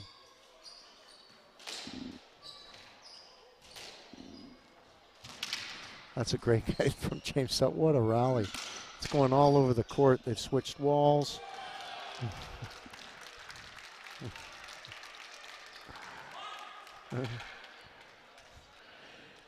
Mosin Khan is making a joke that they got on the scoreboard 1-7 or whatever, but they really had to work hard. They probably thought they'd won that rally about 6 times.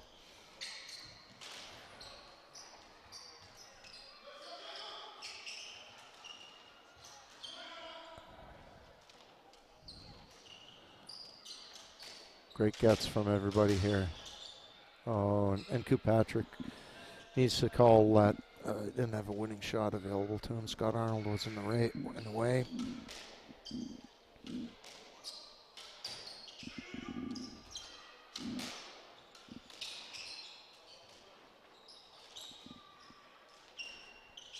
That's going to be a good lob.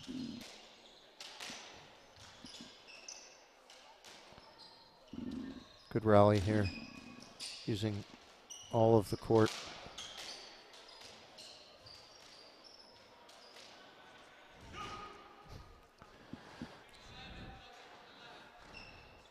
Mosin's hit 2 winners. He's gesturing to the audience that they're doing the count up.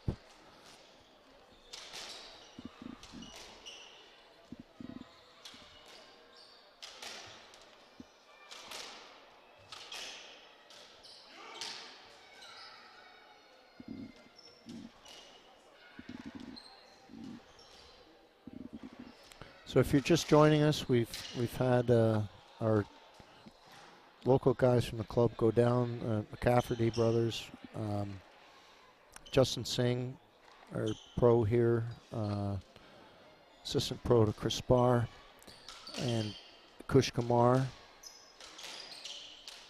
They went down to 1 point in the 4th to Ashley Davies and Tor Christofferson. Scott Arnold coming in 9-2.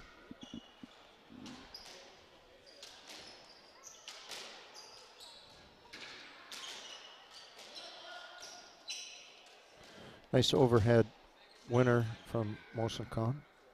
James Stout now serving 9-3.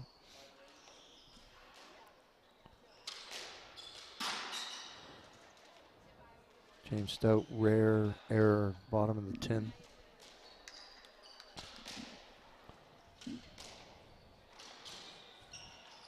But makes it up with a fantastic reverse for a winner there. Like I said, the team in black have got their work cut out because James Stout, Scott Arnold are a very experienced team, have won many titles.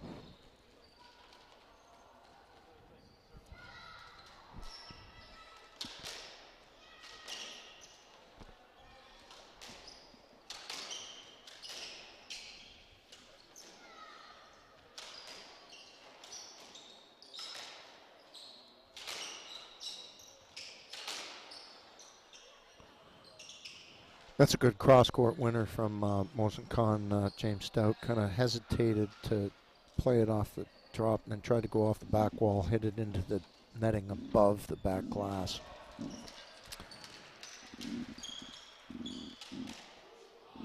And a nice overhead winner from Mosenkan.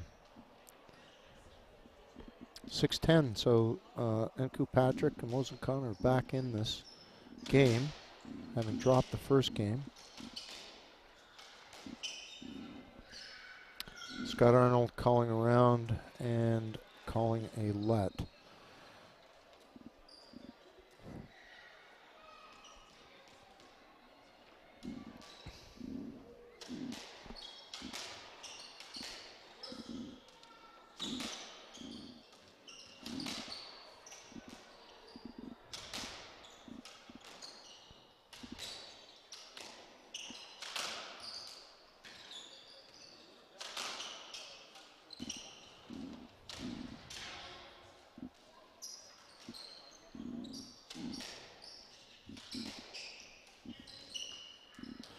James Stout hit kind of a loose rail, and he's gesturing to this guy. He's apologizing because I think he probably changed his mind, and he went back down the wall and was really out of position. And Nku Patrick, all he had to do was put in a nice drop. All he had to do was hit the front wall.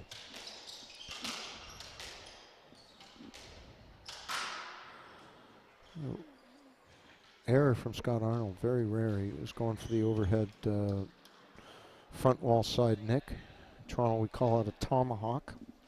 Missed it, hit the tin. We'll reset here.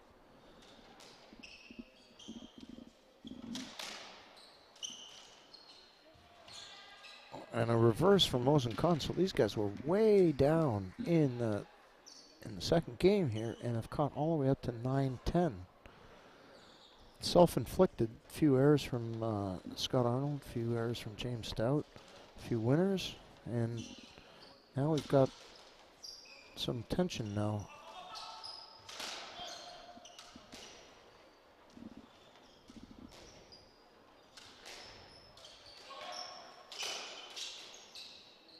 Good hands by Scott Arnold. When it came through the middle, he had a backhand ready for it.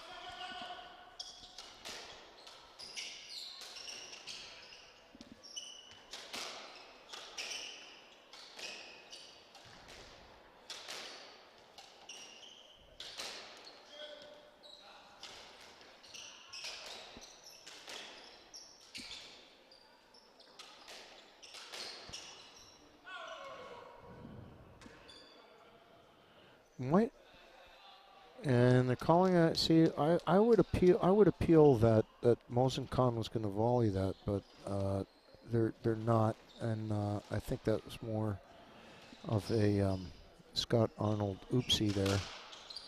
But he made up for it. What a great shot! He just wound up and hit the hard front wall side nick, and that's a great serve too. Nku Patrick trying to jam James Stout. Try and say that quickly. Jam James. It's like the lead singer for My Morning Jacket, Jim James. Nice pickup by James Stout. And and the lob that he gave Mohsen Mir. I'm not sure whether he jumped or but he whiffed on the overhead and it died at the back. What a great get by James Stout. 12-10 for Stout Arnold. And a rolling three-wall nick by Scott Arnold. I mean, they gave up that big lead, and when it got to 10-all, they just put the heat on here. 13-10.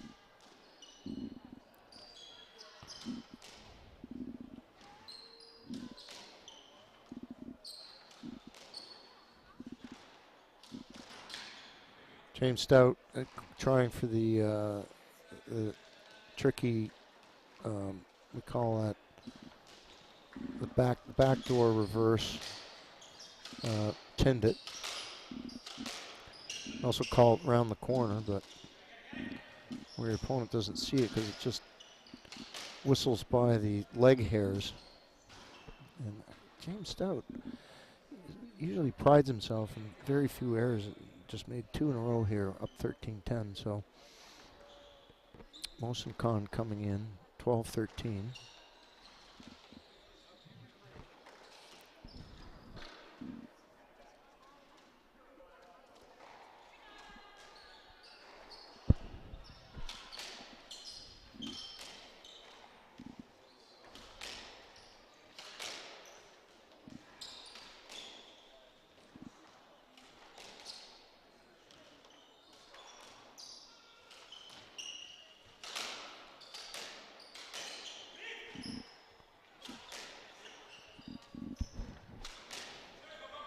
Pretty good rally here, just going for length.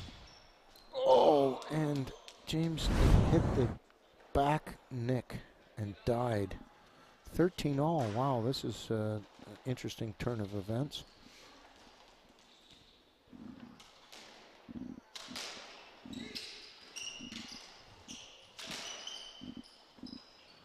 And Patrick calling a let because the only play he had was to play a forehand through James Stout's body. So we'll play a let.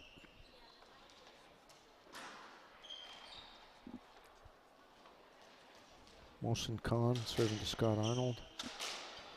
Okay, they're calling the serve a fault. It was too low on the front wall. Second serve.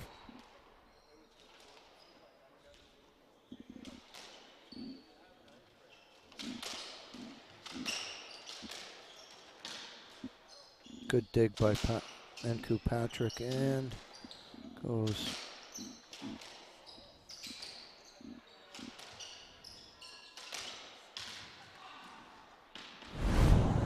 Good shot by James Stout. Enku Patrick's dive was a little bit short, so we've got game ball for the number 1 seeds. James Stout, Scott Arnold, and it'll be Enku Patrick serving to James Stout. So, you know what, they're up 14-13. He's got to be careful with the serve here because James Stout is liable to go for it. Okay, he didn't go for it, but with that lefty overhead, he can be very dangerous.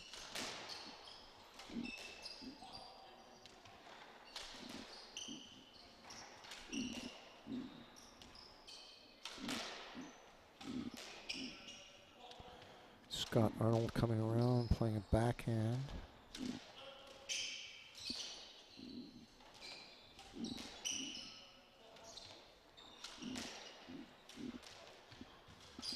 Oh, that could be a really good lob by James Stout.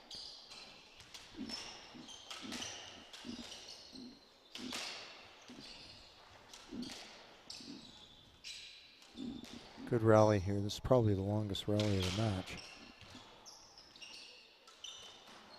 Oh, James Stout was going for the surprise around the corner reverse. He's kind of saying that's my shot to his partner Scott Arnold, who's smiling, going, okay, you know what, maybe I'm going to have to win this game for us.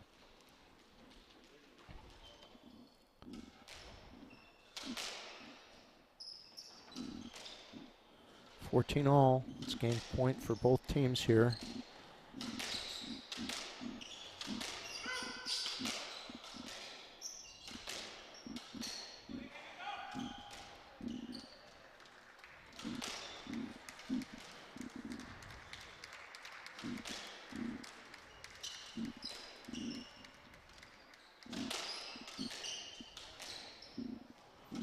Good rally. Scott Arnold ready to pound it at the backhand of Enku Patrick. No effect yet. Oh my God, I think it went out. Yes, his lob went out of court on the side. And that is out, and it is game to Stout and Arnold. Games are 2-love for the number 1 seeds. We'll be back in 2 minutes.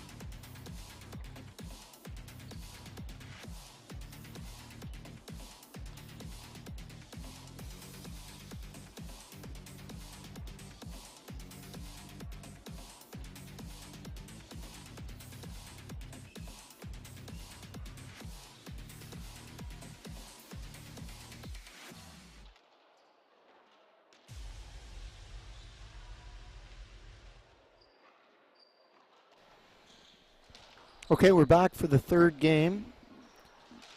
Number 1 seeds James Stout and Scott Arnold lead Mohsen Khan and Nku Patrick 2 games to love, although that last game was a one-pointer where Nku Patrick's lob just grazed the outline.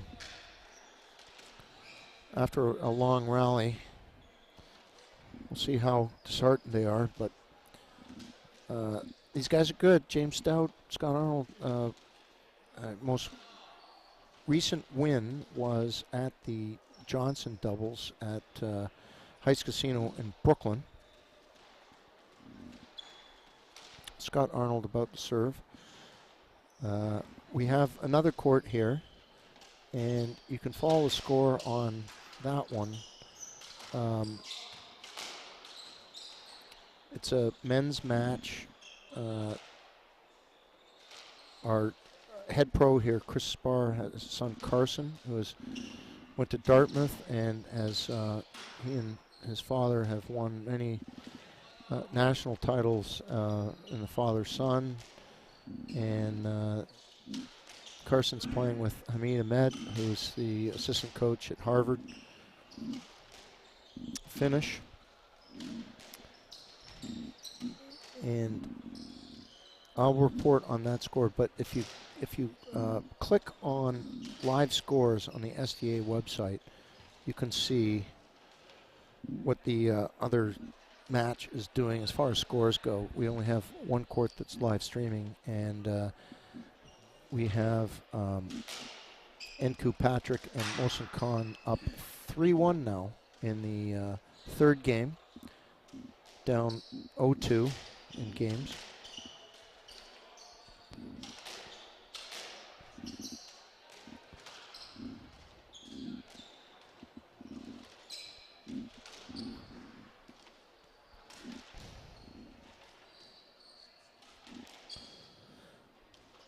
This is the 2024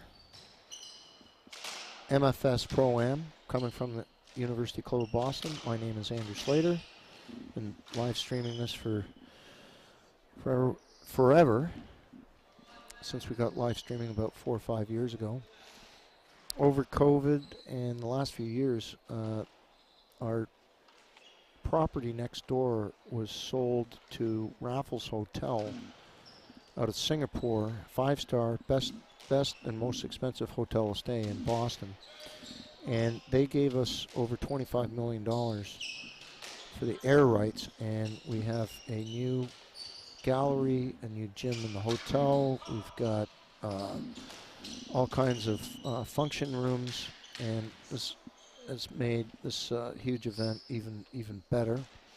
I'm up in the gondola on the left wall. Before, we were so crammed for space that we had to look through a video monitor to see what was going on, but we've got good viewing. Thank you to Jeff Osborne, who came to help commentate in that last match here. Okay.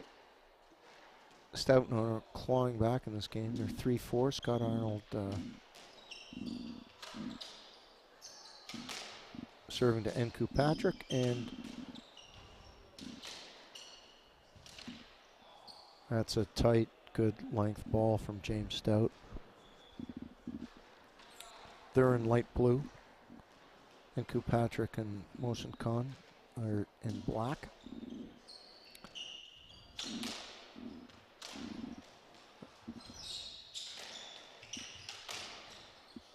Yeah, that's a good get, covering for his partner by Mohsen Khan. He had a very nice winner there. Okay, so it's 4-5. James Stout serving to Nku Patrick, who's local here. He works at Squash Busters. He's been out at the club practicing his doubles ready for this tournament. And very nice backhand drop by James Stout. They've tied it up 5-all. We also have a Pro-Am division in this tournament. It's been going for over 20 years. And we have some excellent national champions and A players playing in the amateur event. So to win the pro-am is takes a lot of stamina and a lot of mental fortitude, because I mean, you're playing with a pro, but all the amateurs are, you know, probably the toughest pro-am as far as amateur competition of all the pro-ams and, you know, around North America.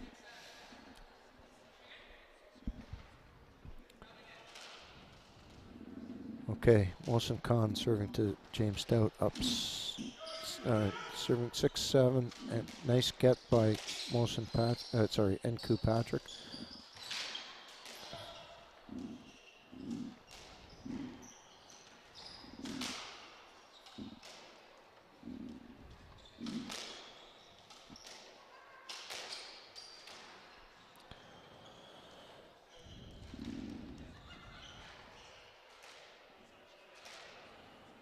Okay, the players are debating it. What's interesting is that Mohsen Khan went for a volley drop.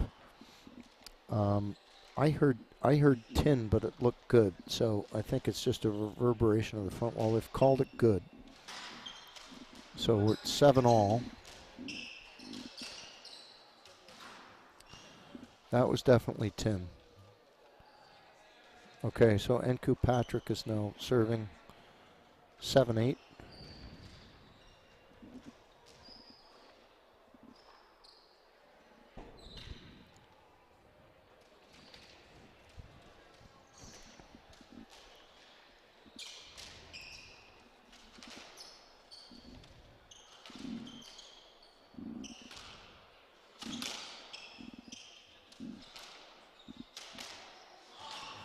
That is a great overhead winner. So in Toronto we call it a tomahawk, the overhead front wall side nick. It's a favorite shot of mine, actually. 8-all, Nku Patrick.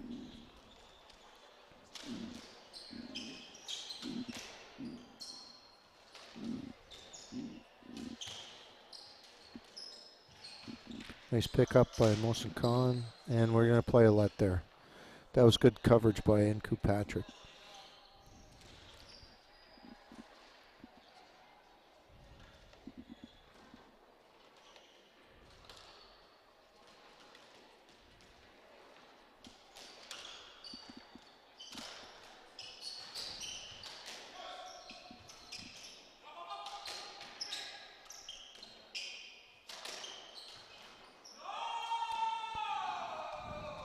And you can tell by Mohsen Khan's demonstration that he had the winner open. He hit the tin with his backhand, and a little upset. And there's a tomahawk from Scott Arnold. Overhead front wall side nick.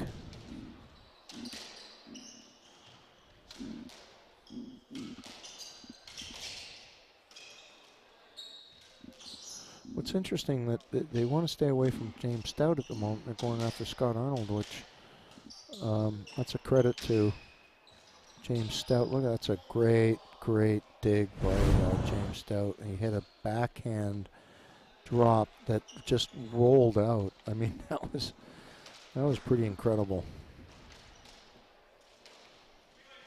if I do say so myself. That was 11-8 now for Scott Arnold and James Stout.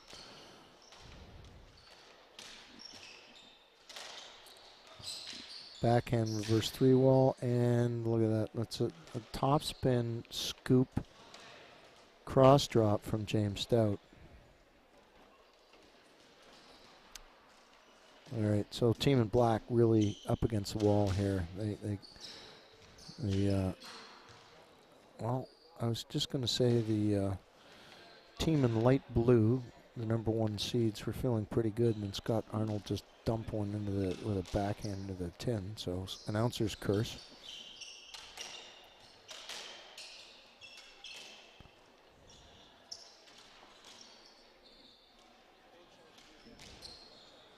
Little cat and mouse here down the left wall.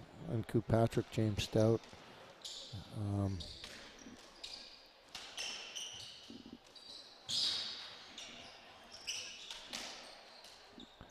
Oh, and Patrick, it was James Scott Arnold tried to hit off the front wall Enku Patrick in the shoes, and Enku had a shot behind the back, and for these guys that's a pretty routine shot, but that's a great reverse from Scott Arnold. Okay, good. We've got match ball here.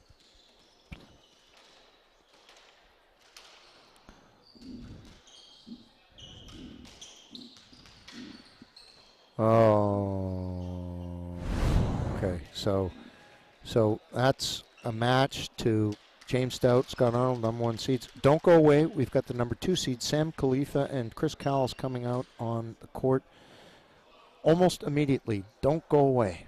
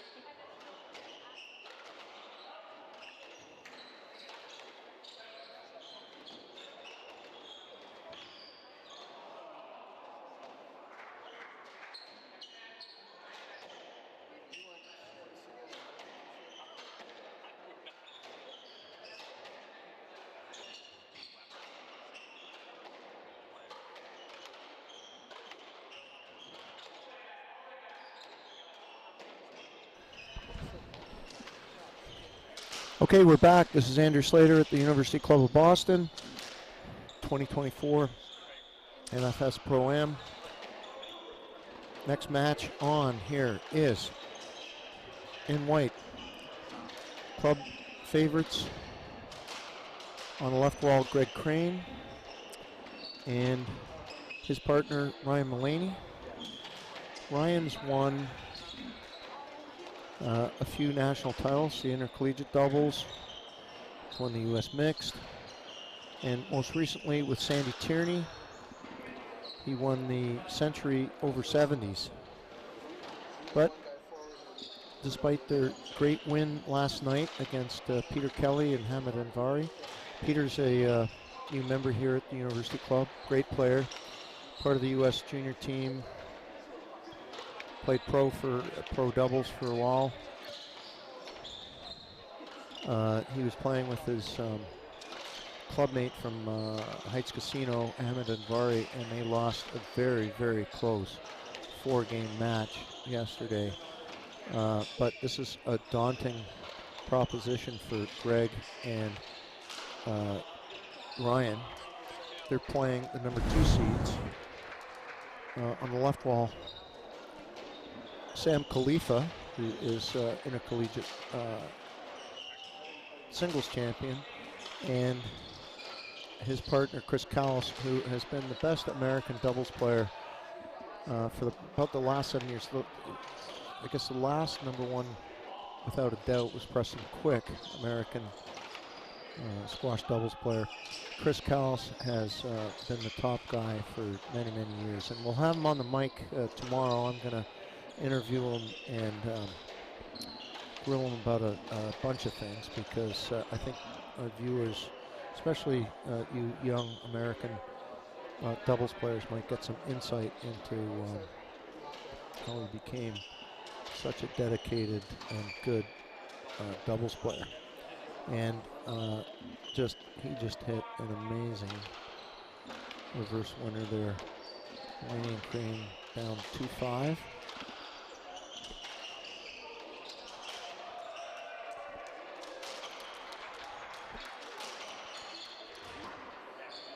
Backhand 10 from Ryan. Ryan went to Franklin Marshall and he won the intercollegiate doubles.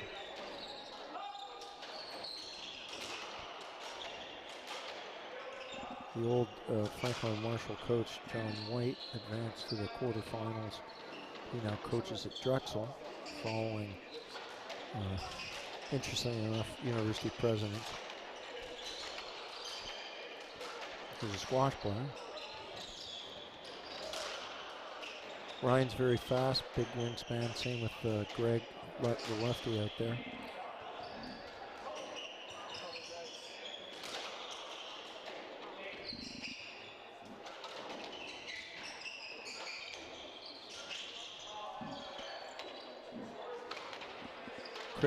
Chris Callis had so much time there that he wanted to hit the perfect lob and just launched it over the back wall.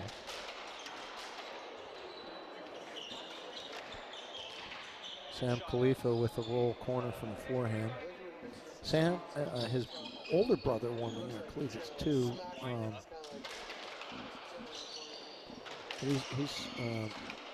He had gone back to Egypt, and I haven't seen his brother on the squash court for a little bit.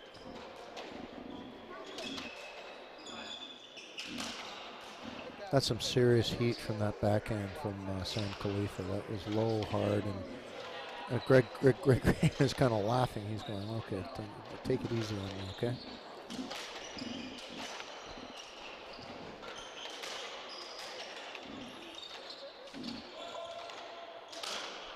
That's some good heat from Ryan Mullaney. He's got the advantage here, and he went for Philly.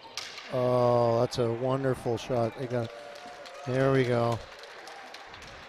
What's funny is Chris Callis grew up in Philadelphia, and Ryan hit a great Philadelphia against Chris.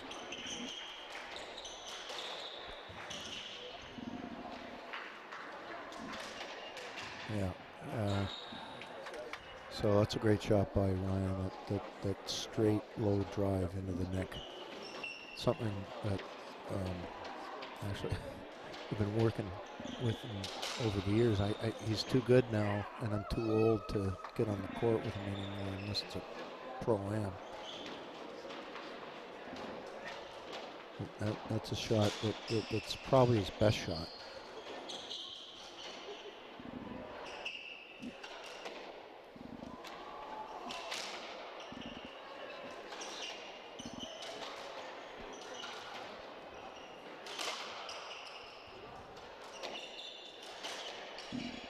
Oh, and Greg just fired one over the back wall.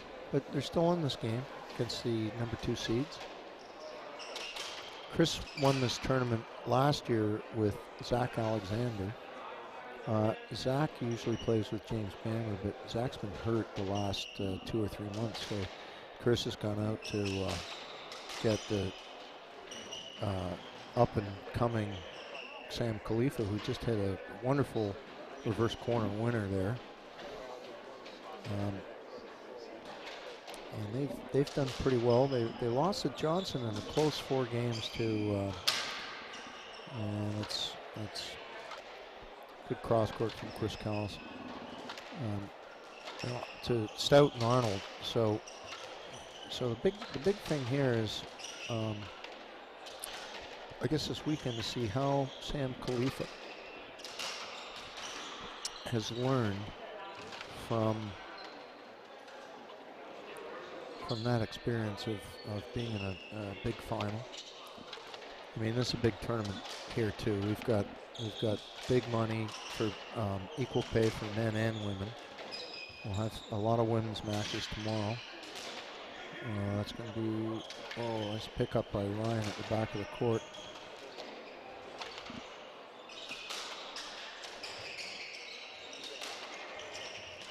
That power from Sam Khalifa's backhand's really given everybody some trouble.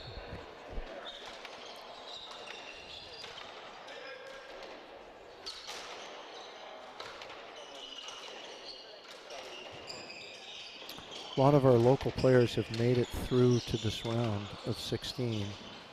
A couple of very good wins yesterday. Ryan and Greg won the best match yesterday, and really close 3-1. I think the last 3 games were 13, 13, and 14. Oh, that's a nice reverse by Greg Crane. Greg went to Trinity. Sam went to St. Lawrence. Chris Callis went to Princeton. Ryan went to Franklin and Marshall. So got a whole spectrum of college programs here represented.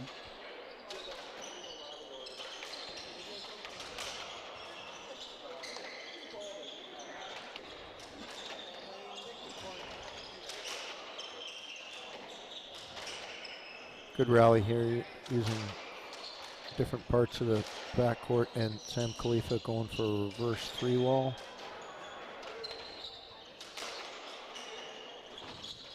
With Greg being a lefty, it looks like Chris Callis is prepared to go through the middle a few times.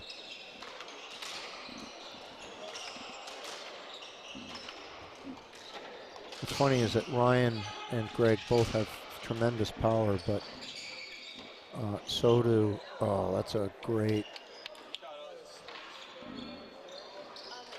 front side nick by Sam Khalifa.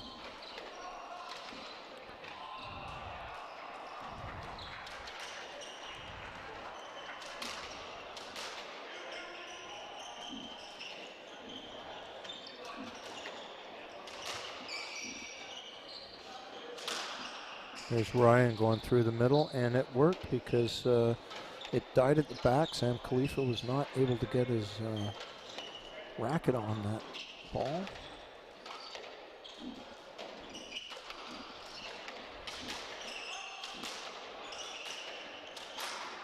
Oh, a very rare tin from Chris Callis. Okay, 11-13, so Crane and Mulaney are still in this first game against the number 2 seeds.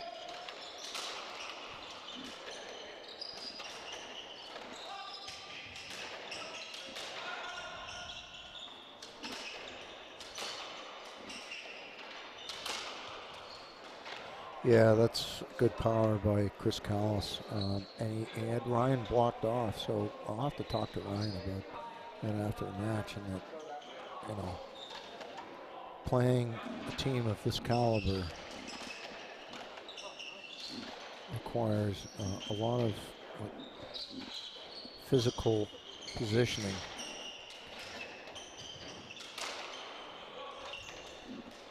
You got that one. Yeah, we're going to play a let there. Sam Khalifa's only shot was to hit it right through Greg Crane's back. Now, I should point out the white shirts that Greg Crane and Ryan are wearing. We had to postpone our Pro-Am. It was scheduled for late January, 1st of February, but our best player in the club, Will Hartigan, tragic passing. They've got Squirt City, Sherwin-Williams, a lot of expressions that we're used to using. What they probably didn't know is that Chris Callis was Will's roommate in New York. We'll be back 2 minutes. Number 2 seeds are up, 1 game to love.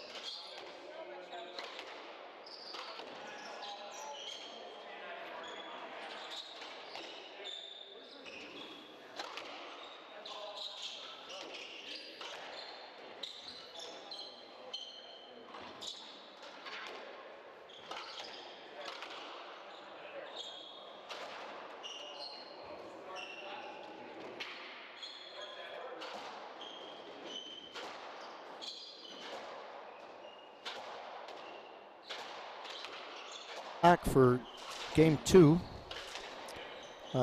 Just checking the other match next door, and local team, Hamid Ahmed, who is the assistant coach at Harvard, and Carson Spar, who grew up here, went to Dartmouth, and has won many father-son titles with his dad, who's the head pro here, Chris Spar. They won the first game over number 3 seeds, Ryan Coskelly and Cameron Pilley. So we're warming up a new ball. And as I was saying before, the Greg Crane and Ryan Mullaney in honor of our buddy Will Hardigan. And they have Sherwin-Williams where they called where the ball was really tight to the wall and he had to scrape it off. He used to call it a Sherwin-Williams, and the Squirt City is when it goes into the back corner and bad bounce. So we postponed this tournament after his tragic passing. Will Hardigan, our best player and talisman from the Pro Tour. So Greg Crane, Ryan Mullaney are down 1-0, but they're playing the number 2 seeds, Sam Khalifa and Chris Callis, who were finalists in the last big tournament at the Johnson title in Ice Casino in Brooklyn.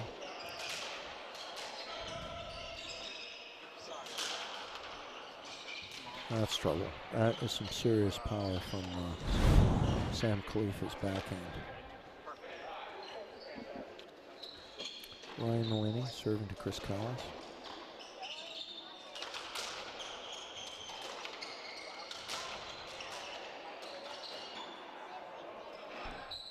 Chris going for a reverse, tinning it, 2-all.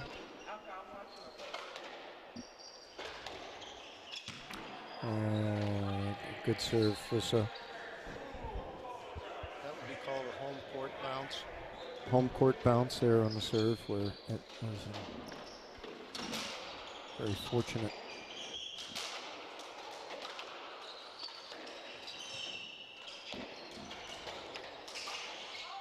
That's a very nice reverse by Craig Crane for the winner. So the local guys from the University Club are up 4-2.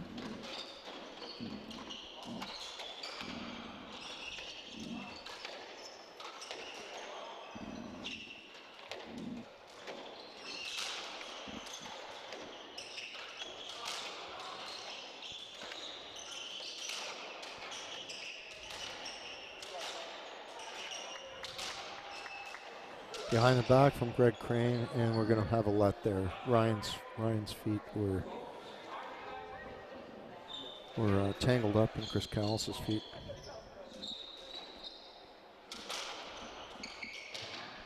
That's a nice forehand drop by Ryan Mullaney. We're up 5-2 against the second seeds in the second game.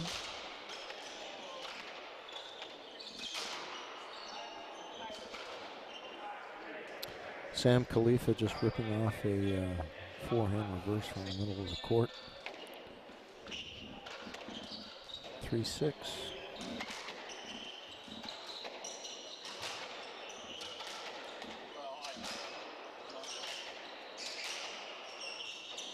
Oh, it just popped out of the net, but yeah, that's some serious heat from Chris Callis. That ball was teed up for him.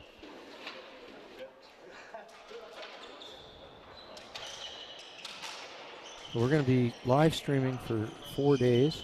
This is the first night. We got all afternoon and night tomorrow. Saturday for the semis, both men's and women's.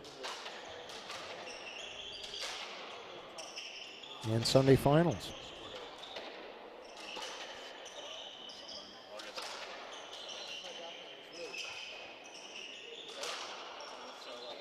If you're just tuning in, this is Andrew Slater from the University Club of Boston. It's the 2024 MFS ProAm Pro Doubles long rally here.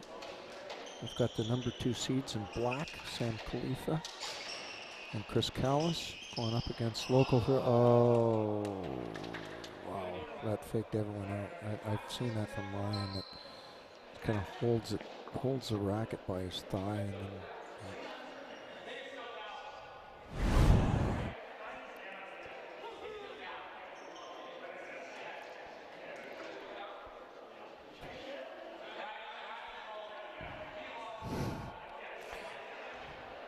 Ryan's going to get the sportsmanship award because everyone thought it was good, even me. And Ryan's called down on himself. You can tell by the facial expressions and the body language that he had faked everyone out but hit the tin. He'll call it down on himself.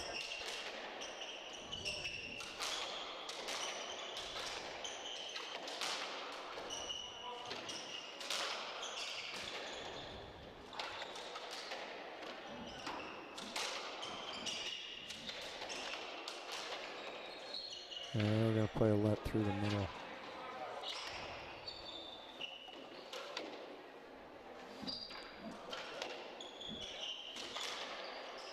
Five, six.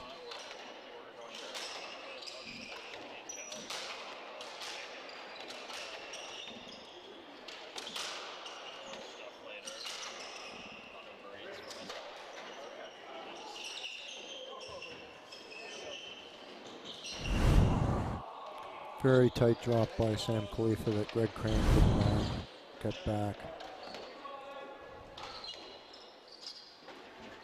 All right, 6-all.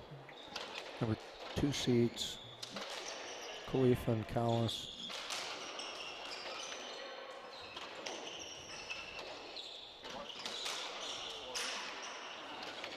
It's an angle from Sam Khalifa that forced Ryan into the air with a volley.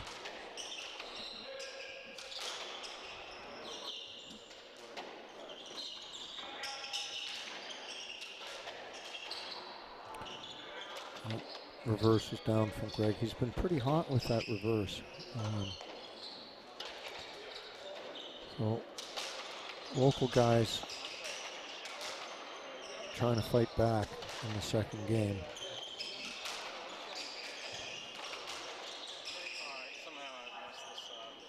And yeah, Sam Khalifa can hit that backhand pretty hard, so he elected to play a let rather than drill Greg in the back.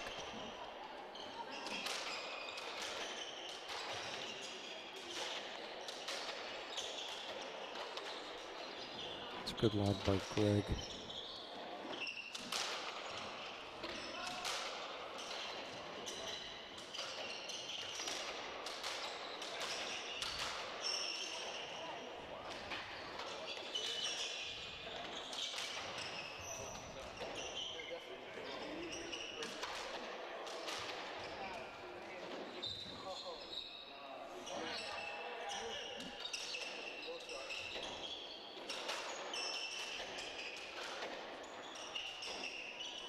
Good rally here. Some good movement from everybody here. Ooh, it almost nicked at the back. Oh, and that one did. Another home court bounce.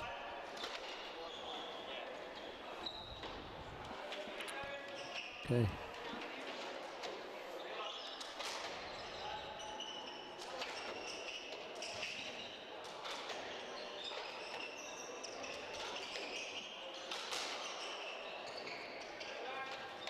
Ryan calling a let. He wanted to play his backhand, but Chris was in the way.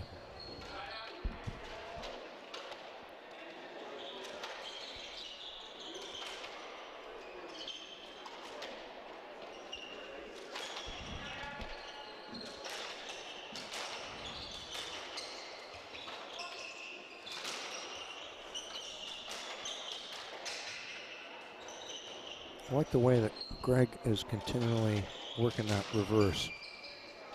You know, it shows that he's going for it as opposed to, you know, laying back and just keeping the ball in play. Good pickup by Sam Khalifa. Oh.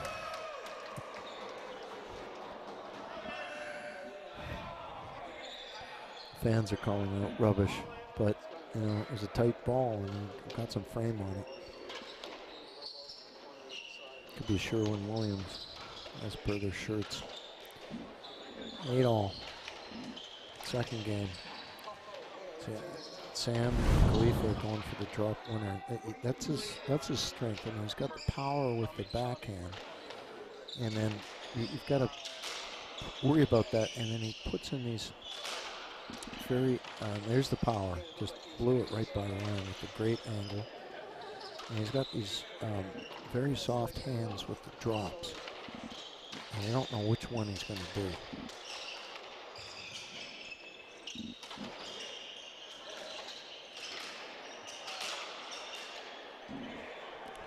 Oh, too bad. Greg Crane got a hold of that one, hit it over the back wall. Okay, what was 8-all is now 11-8 for the number 2 seeds.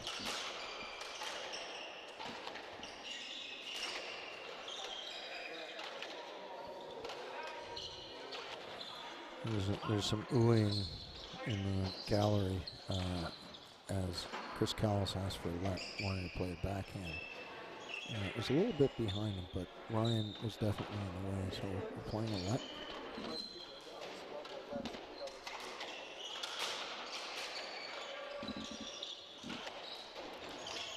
There's that drop I was talking about, really accurate, soft drop into the neck that Sam Khalifa is capable of.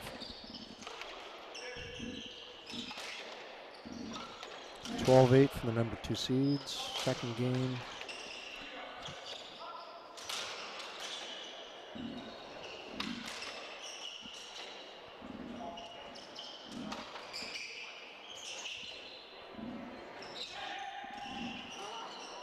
Bad bounce. That was not a home court bounce. We know about that corner. It's pretty tricky since they redid the wall. It's pretty dead there and pretty unpredictable what happens. And there's a roll 3 wild balls by Chris Callis. Okay, we got game point. And just remember, it was 8-all just like 5 minutes ago. And the number 2 seeds have exerted their dominance here pretty quickly. That's trouble.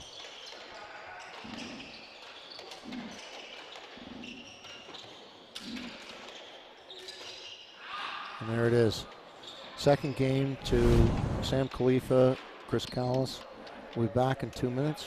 I'll have somewhat of a report on the other court when we get back.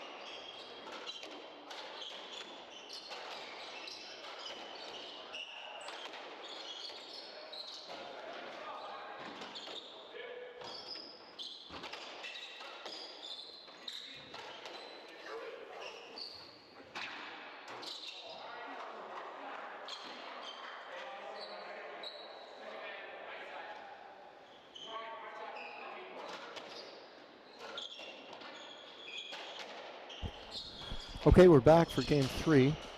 Number 2 seeds out to a 2-love lead. In the other court, oh boy, Ryan Mullaney is going to be giving up a luck point there. Stroke for softball singles, but on the other court, Carson Spar and Hamid Ahmed won the first game, and then they've gone down in the second game to number 3 seeds, Ryan Cuskelly and Cameron Pilley, both Australian, both based in Connecticut. Actually, Appowamus is Rye, New York, right on the border. But Cuskelly and Pilley had a 10-1 lead, and they're probably going to win that third game. Stay tuned for that. So this is the third game of local guys in white wearing shirts to honor our Tucson departed friend Will Hardigan, our best pro player at the club. We had to postpone this tournament by a month and a half.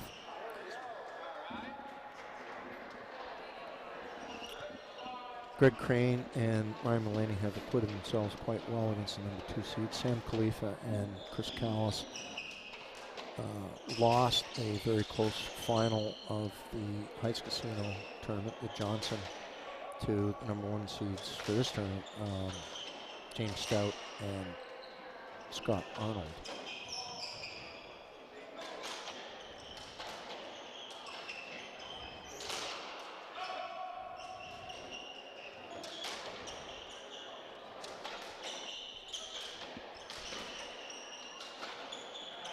Yeah, that's a good forehand reverse by Sam Khalifa. So Sam is an intercollegiate singles winner.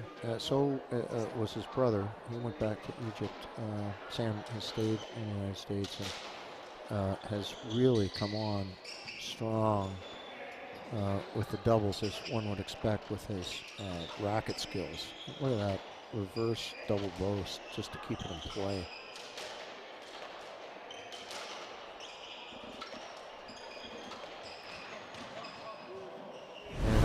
Another great drop. So Chris Callis has been the number 1 American doubles player for the last 7 or 8 years, replacing Preston Quick when he retired from the Pro Tour. And Chris has been part of the number 1 team a few times and actually won this tournament last year. He's actually won the last 4 years with different partners. So we're going to have Chris with us tomorrow commentating. That's a terrific reverse by Sam Khalifa. 8-2, big lead for the number 2 seeds. Oh, and another one. That's some confidence there.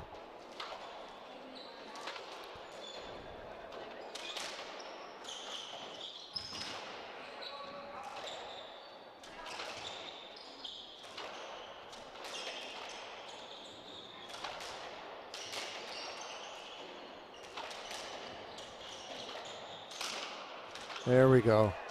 There's some kind of laughing. He kind of held and got Chris on a pass, and Chris has got Ryan a few times tonight. So little retribution, but they're still in big trouble. 9-3 down,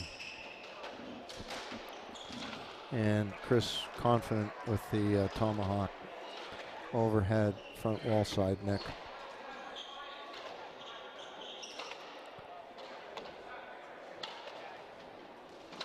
Okay, 3-10.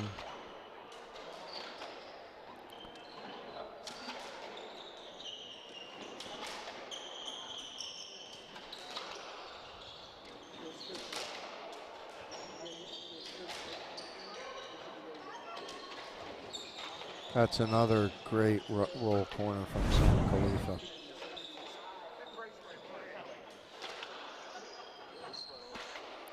big trouble for the local guys. The #1 team in black have got the confidence to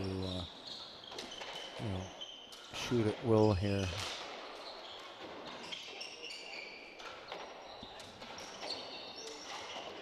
And Ryan just put in a nice reverse. So the home crowd gives him a smattering of applause, despite being way down.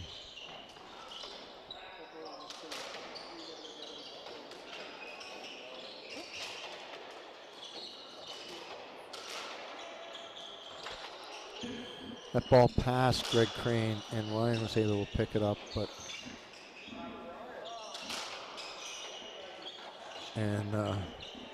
Chris just fired one through the middle, and both Ryan and Greg whiffed on it.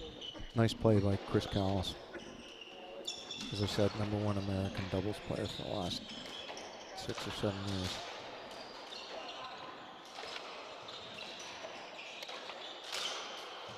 And Greg got one through the middle.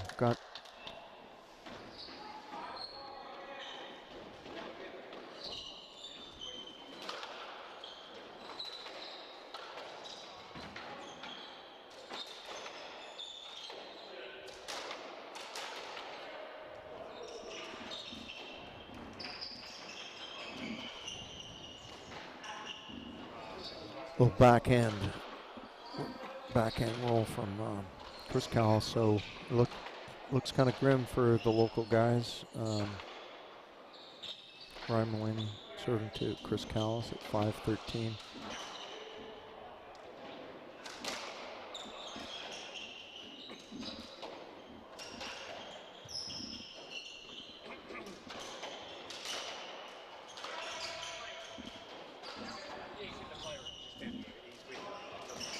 Nice pickup by Ryan. That almost nicked from Sam Khalifa, but there's the backhand power. It's pretty impressive from Sam. That is match ball.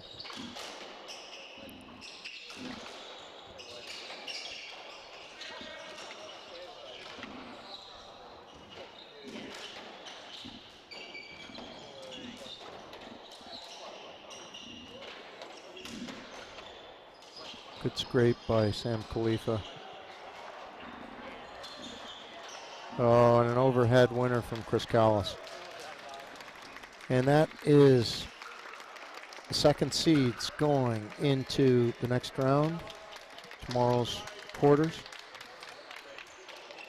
Sam Khalifa, Chris Callis over local guys, Greg Crane, Ryan Mulaney.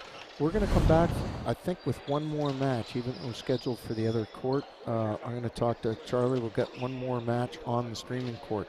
Don't go away.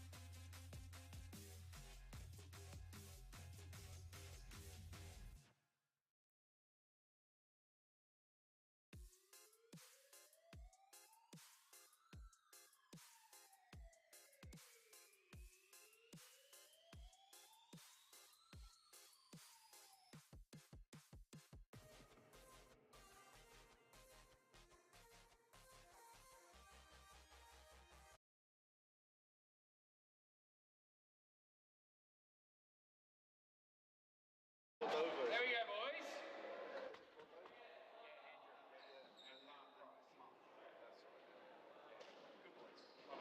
I went down there years ago for a game of ProAm. Yeah. It was like 7 o'clock on a Friday. Like five games. Absolutely mobbed.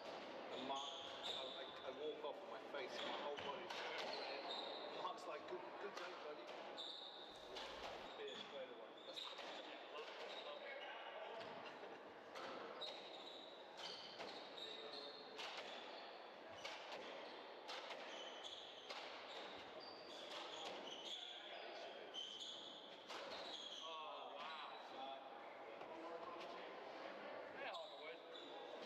Have another beer.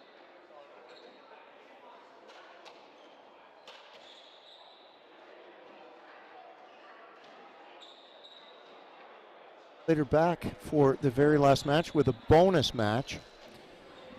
Number 4 seeds and current U.S. national title winners. That's Elroy Leong and his partner Kyle Martino. They won the national title 3 weeks ago in Philadelphia. And they're in gray. It's beat by, oh, that's a nice shot by Elroy Leong. So a lot of confidence, I think, coming into this tournament. They're playing Maryland Club teammates from Baltimore, Peter Dwyer and Max Novick. Max just hit a 10 there. Max is a Boston boy himself, so he's at home here. He really knows this place well. But yeah, he's been coming up a few times, staying and playing some doubles here on holiday weekends and so forth. And Pete was a good player. He played at Yale and was on the team and was a very good singles player. And he's been really putting in the work on the doubles court. So I think these boys, this is their first pro tournament. So it'll be a good little learning experience for them against a very good team who clearly know what they're doing. But you know, I hope they can cause a little bit of trouble out there. But they're definitely up against it. Jesus, Elroy, that's an amazing shot. Yeah. He's lights out when he hits. But the guys from Baltimore, I mean, those shirts are lights out. I mean, absolutely the best shirts worn today. I love them. Yeah. I'm a big fan. And kind of Maryland Club colors too. They are a little, yeah. Do you think Pricey selected those shirts or Andrew Cordova? Maybe, but I think they came out of Max's wardrobe though. So you know, they're good-looking shirts. So we'll see if the shirts make any difference to the game. Max. Oh, there you go, Pete. He's good on the backhand drop, Pete. He hits a good backhand drop, and then his other shot that he's quite good at is when the ball's coming in on him, like cramming him up, he turns on it and hits a good reverse. So I'll... Okay, we'll watch for the... so I'm joined by Jeff Osborne again, who plays most of his doubles at the Maryland Club. Spent a bit of time on the court with these boys. Yes. Do they come by your brewery, Mate, at all? Yeah. Capital M, number 8? Yeah, the boys come by. They've drunk a few beers, and you know, if you go down to the Maryland Club and you walk off the squash court, there's a bar there, and at that bar you can get yourself a Mate beer, which is lovely. And the boys have definitely been drinking them. Oh yeah, that's nice reverse by Elroy. I mean, yeah. these guys, they had their toughest match. You were there too. I must congratulate once again Jeff Osborne for winning his age group, the over 40s with Mark Price, who's the assistant pro at the Maryland Club, where Dwyer and Shot Max Pete. play. Oh, nice get off the back wall. Anyway, where was I? Yeah, you won the 40s with Mark Price, and Elroy and Kyle won the Nationals, but their toughest match was in the semifinal. They were close 2-1, 8-all, and Clinton Yu tore his MCL in that in that fourth game and retired. And I think Kyle and Elroy won their fourth game in the final 15-1 against John Russell and Lucas Rousselet. So I don't think the score pad is synced to the one that we can see. No. So I got no idea what the score is, but it feels like it's about 6-1 right now. Yeah, it was programmed to go on the other court, but like I said, it's a bonus match. Oh no, it's 12-4. You can see it up there, mate. Oh, okay. All right, got it. 6-1 was a bit of an underestimate. Time flies. Anyway, yeah. Look, this is a good experience for the young guys. You know, Pete and Max have not played any SCA doubles to date, and Well, I believe they're entered in the in the Tavern you Club. got to start somewhere. Totally, yeah. Oh, who'd he hit? Did he Yeah, I hit think his partner? he hit his partner. But Damn it. you know, let that be a lesson that you give even your own partner room to clear. Yeah. I unfortunately hit my partner Taylor Fawcett at 14-all in the fifth. Ouch. Against Waite and Dolmage. I hit him square in the head, and it in the head. And yeah, in the back of the head, coming around. He shouldn't have been there, by the way.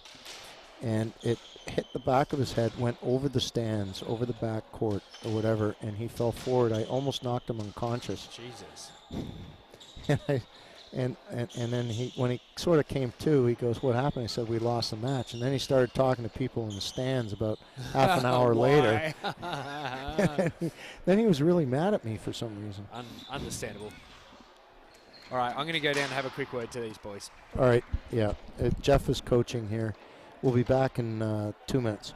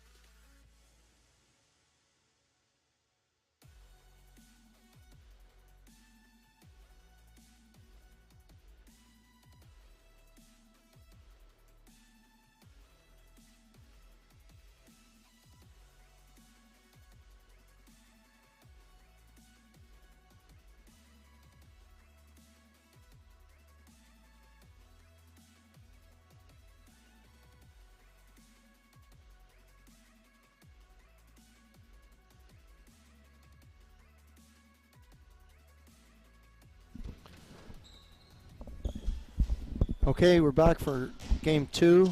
Bonus coverage here.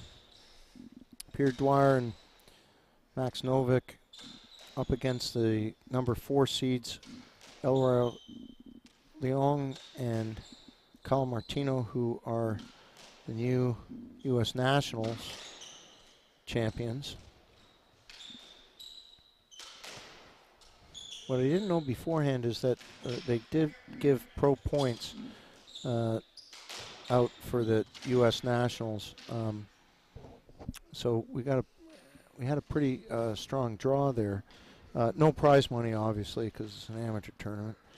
But the top 4 PSA teams SDA teams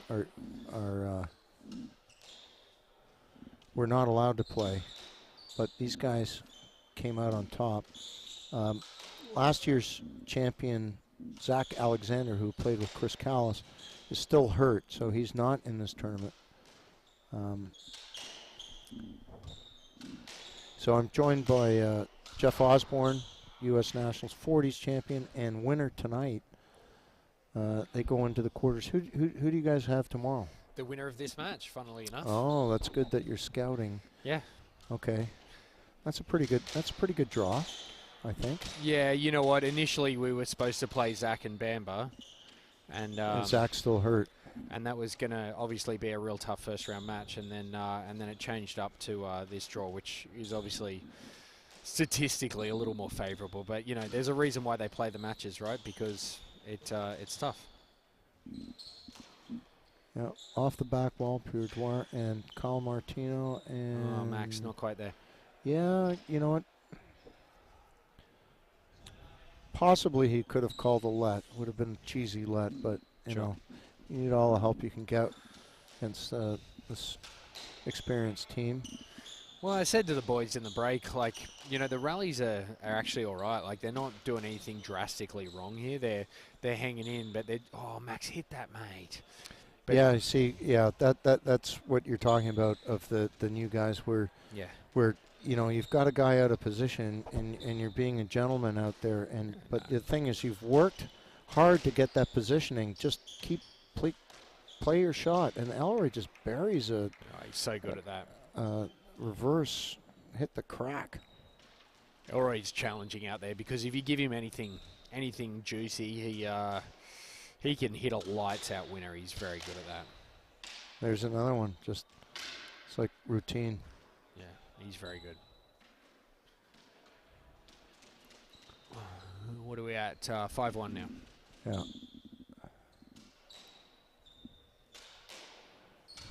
Now, have you played right wall against Kyle before? He actually won the with a member here, John Brazilian, who's in Miami at the moment. They won the Century over 70s. Okay. So, you know, Kyle's won a few titles. I've not ever played against Kyle. I played Elroy last weekend in the final of the Creek Club event. Who was he playing with? He played with Travis Judson. Oh, okay. Oh, good effort, Pete. I like the playing of that. And you were playing with? I played with Sam Fenwick, the ginger Welshman. Okay. And yeah, we managed to sneak a win in 4 on those guys. Oh, get some money, get some points. Well, poor old Elroy. I at 14 all in the 4th, I served an attempted backwall nick, and he let it go, and it bounced into the nick, and we won the match on that. So backwall nick we call a Mexican drop shot. Yes, that's exactly what it was. Yeah. The Mexican boys, the old Marcus Mendez, they were good at that shot, right? So you know. The best one was Mario Sanchez. Mario Sanchez, yeah. He was one of the 2 people to beat Jahangir Khan in hardball because he got hot. It was on a softball court too. It was a hardball on a softball court, and he hit backwall nick after backwall nick. Really? And Jahangir had never seen it before.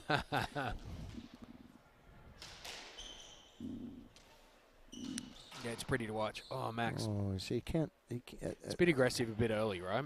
Exactly, and you just can't make racket errors at this level. It was only just down, but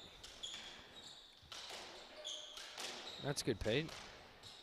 That's a good reverse by Elroy, though. Yeah, he's very. He fires in quickly. He's so tidy. He's got the flattest swing I've ever seen.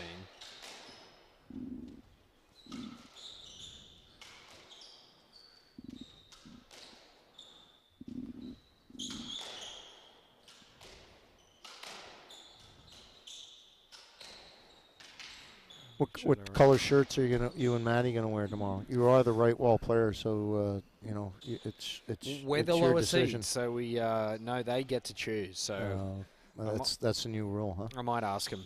Yeah, the higher seed get to wear whatever they like. I might borrow Max and Pete's shirt here. Just hope it fits Jensen. It may, if he sucks it in.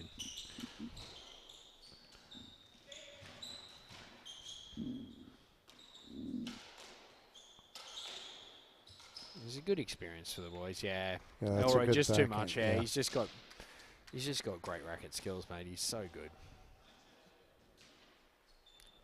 Yeah, that was a good backhand reverse, and he gets away really quickly. Doesn't take a long, he. It's like a feeding frenzy for him at the moment. Okay, we've got 10-2, the number 4 seeds. Just had to have a little word to the boys then. There we go. 3-10. Here we go, boys. Is coaching allowed at the pro level here, Jeff? I think there's a fine line between encouragement and coaching. So I was just reminding him of the strategy. When he hits a good shot, just go, oh, great shot. Wow, Elroy. Not much you can do about that. Yeah, Kyle is in disbelief. He's throwing his racket that his partner's playing so well.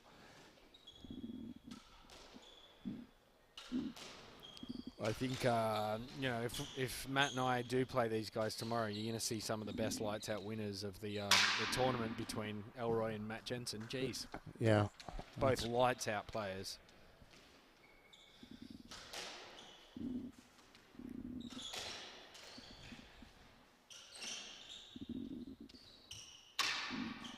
That's a good dig from Kyle Martino off the back wall. Good shot. It's a good game. Game ball.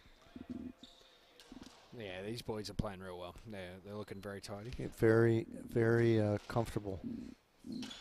Dwyer and Novik have got to make these guys a little uncomfortable.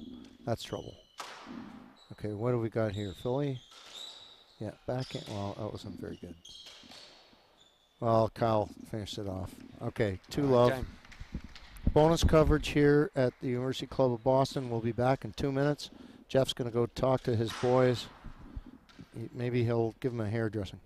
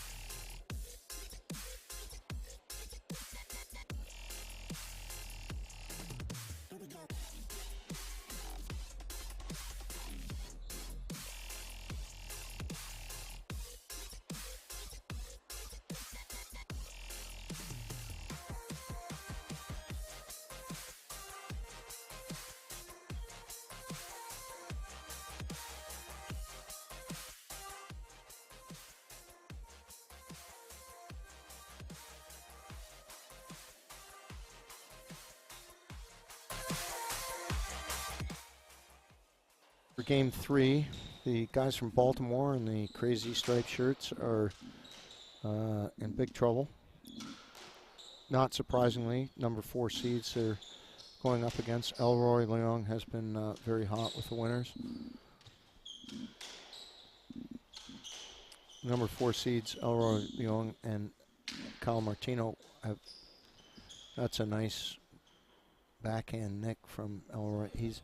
They won the U.S. Nationals in Philly. Now, Little qualification that I refer to it as the U.S. Amateur. We call it U.S. National. So pros are allowed to play in it, and they gave out points, but the top 4 teams of the pros were not allowed to play. But you know, a win's a win, and these guys came out and won it. They are number 4 seeds for the weekend, and they're just playing extremely well here. Not lacking in confidence. 3 love, up 2 love.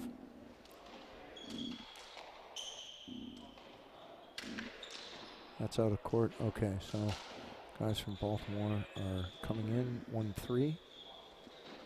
We'll have lots of streaming for you tomorrow, starting at 12:30 for the first men's match. We've got women's tournament here, equal money. So we've got the top women players in the world.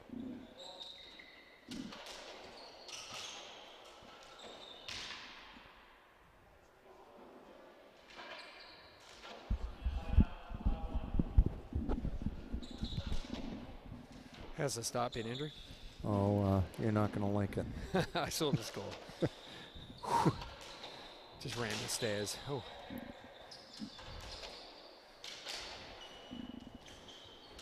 This is Andrew Slater coming from the University Club of Boston. Our last match of the evening, bonus coverage.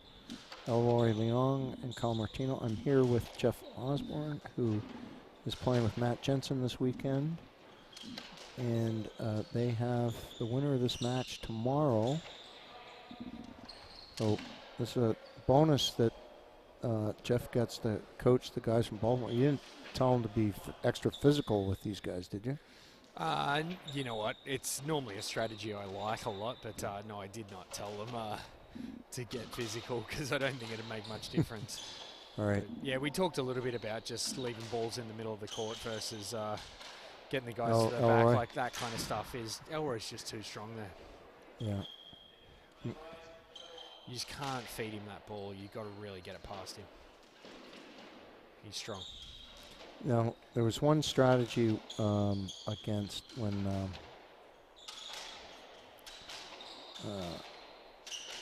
you know, a lot of lefties, including Stout and so forth, where you just go through the middle on every shot. Didn't even bother to hit to the forehand. Yeah. It's not a bad idea. Yeah, just to see, I mean, at this point, it's not going to hurt.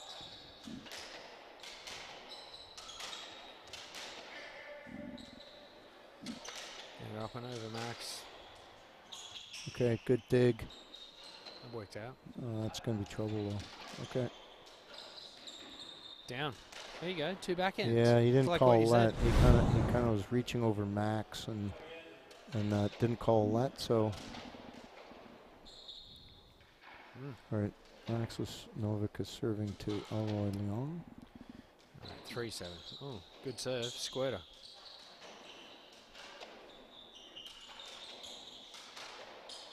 That is a really good God, reverse. You just can't leave that there, Pete.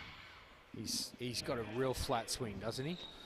Yeah, but you know, he put some backspin on it, so it just dies. Yeah. That's trouble.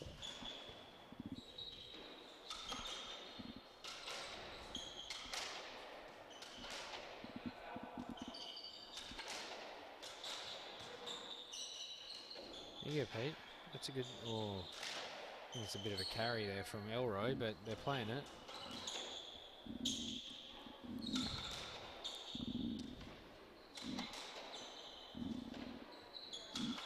At least they're in this rally. I'd much rather.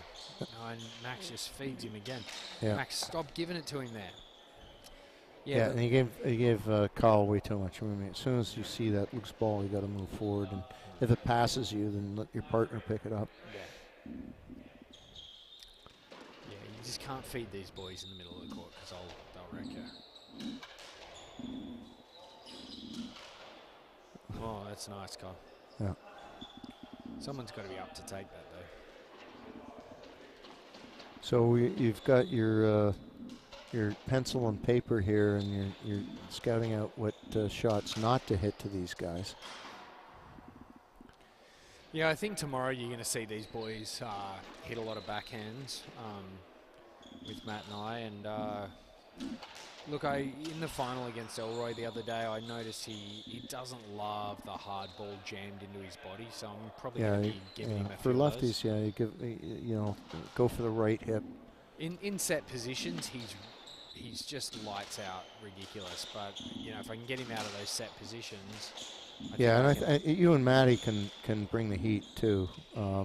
Matty, for a backhand player, can still bring it. Yeah, he can hit a ball. Someone do something with this, please. No, Pete.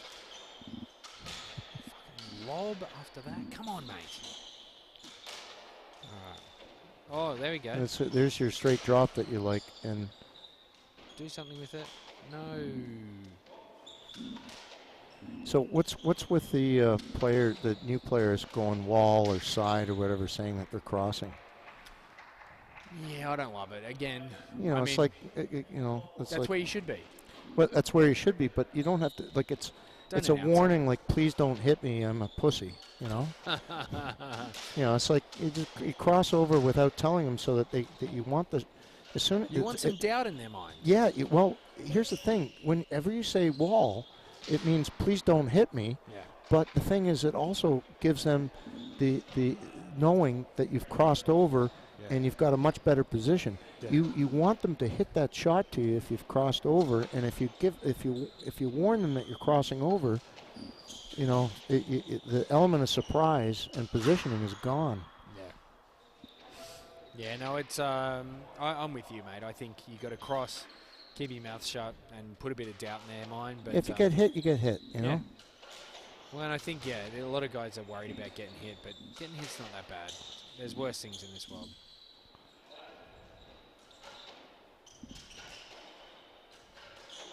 Shot, Pete. Okay, almost got it. Almost got the cross, Nick. But I like the attack strategy. He's just got to stay up there and cover that, which he did. Now, Max, rip it. Got it back. Do something with it.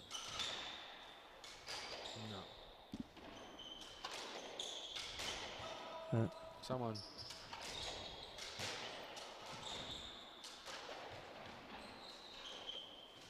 Did he hit a nick? No, he missed it. Yeah, it was.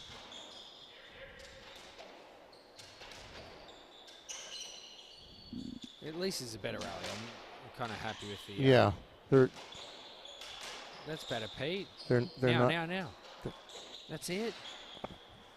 No, he just stood there and watched it. Oh, he hit such a good shot. You got to follow that. All right, so that's a match. So we'll be back tomorrow with a whole schedule of men's and women's matches.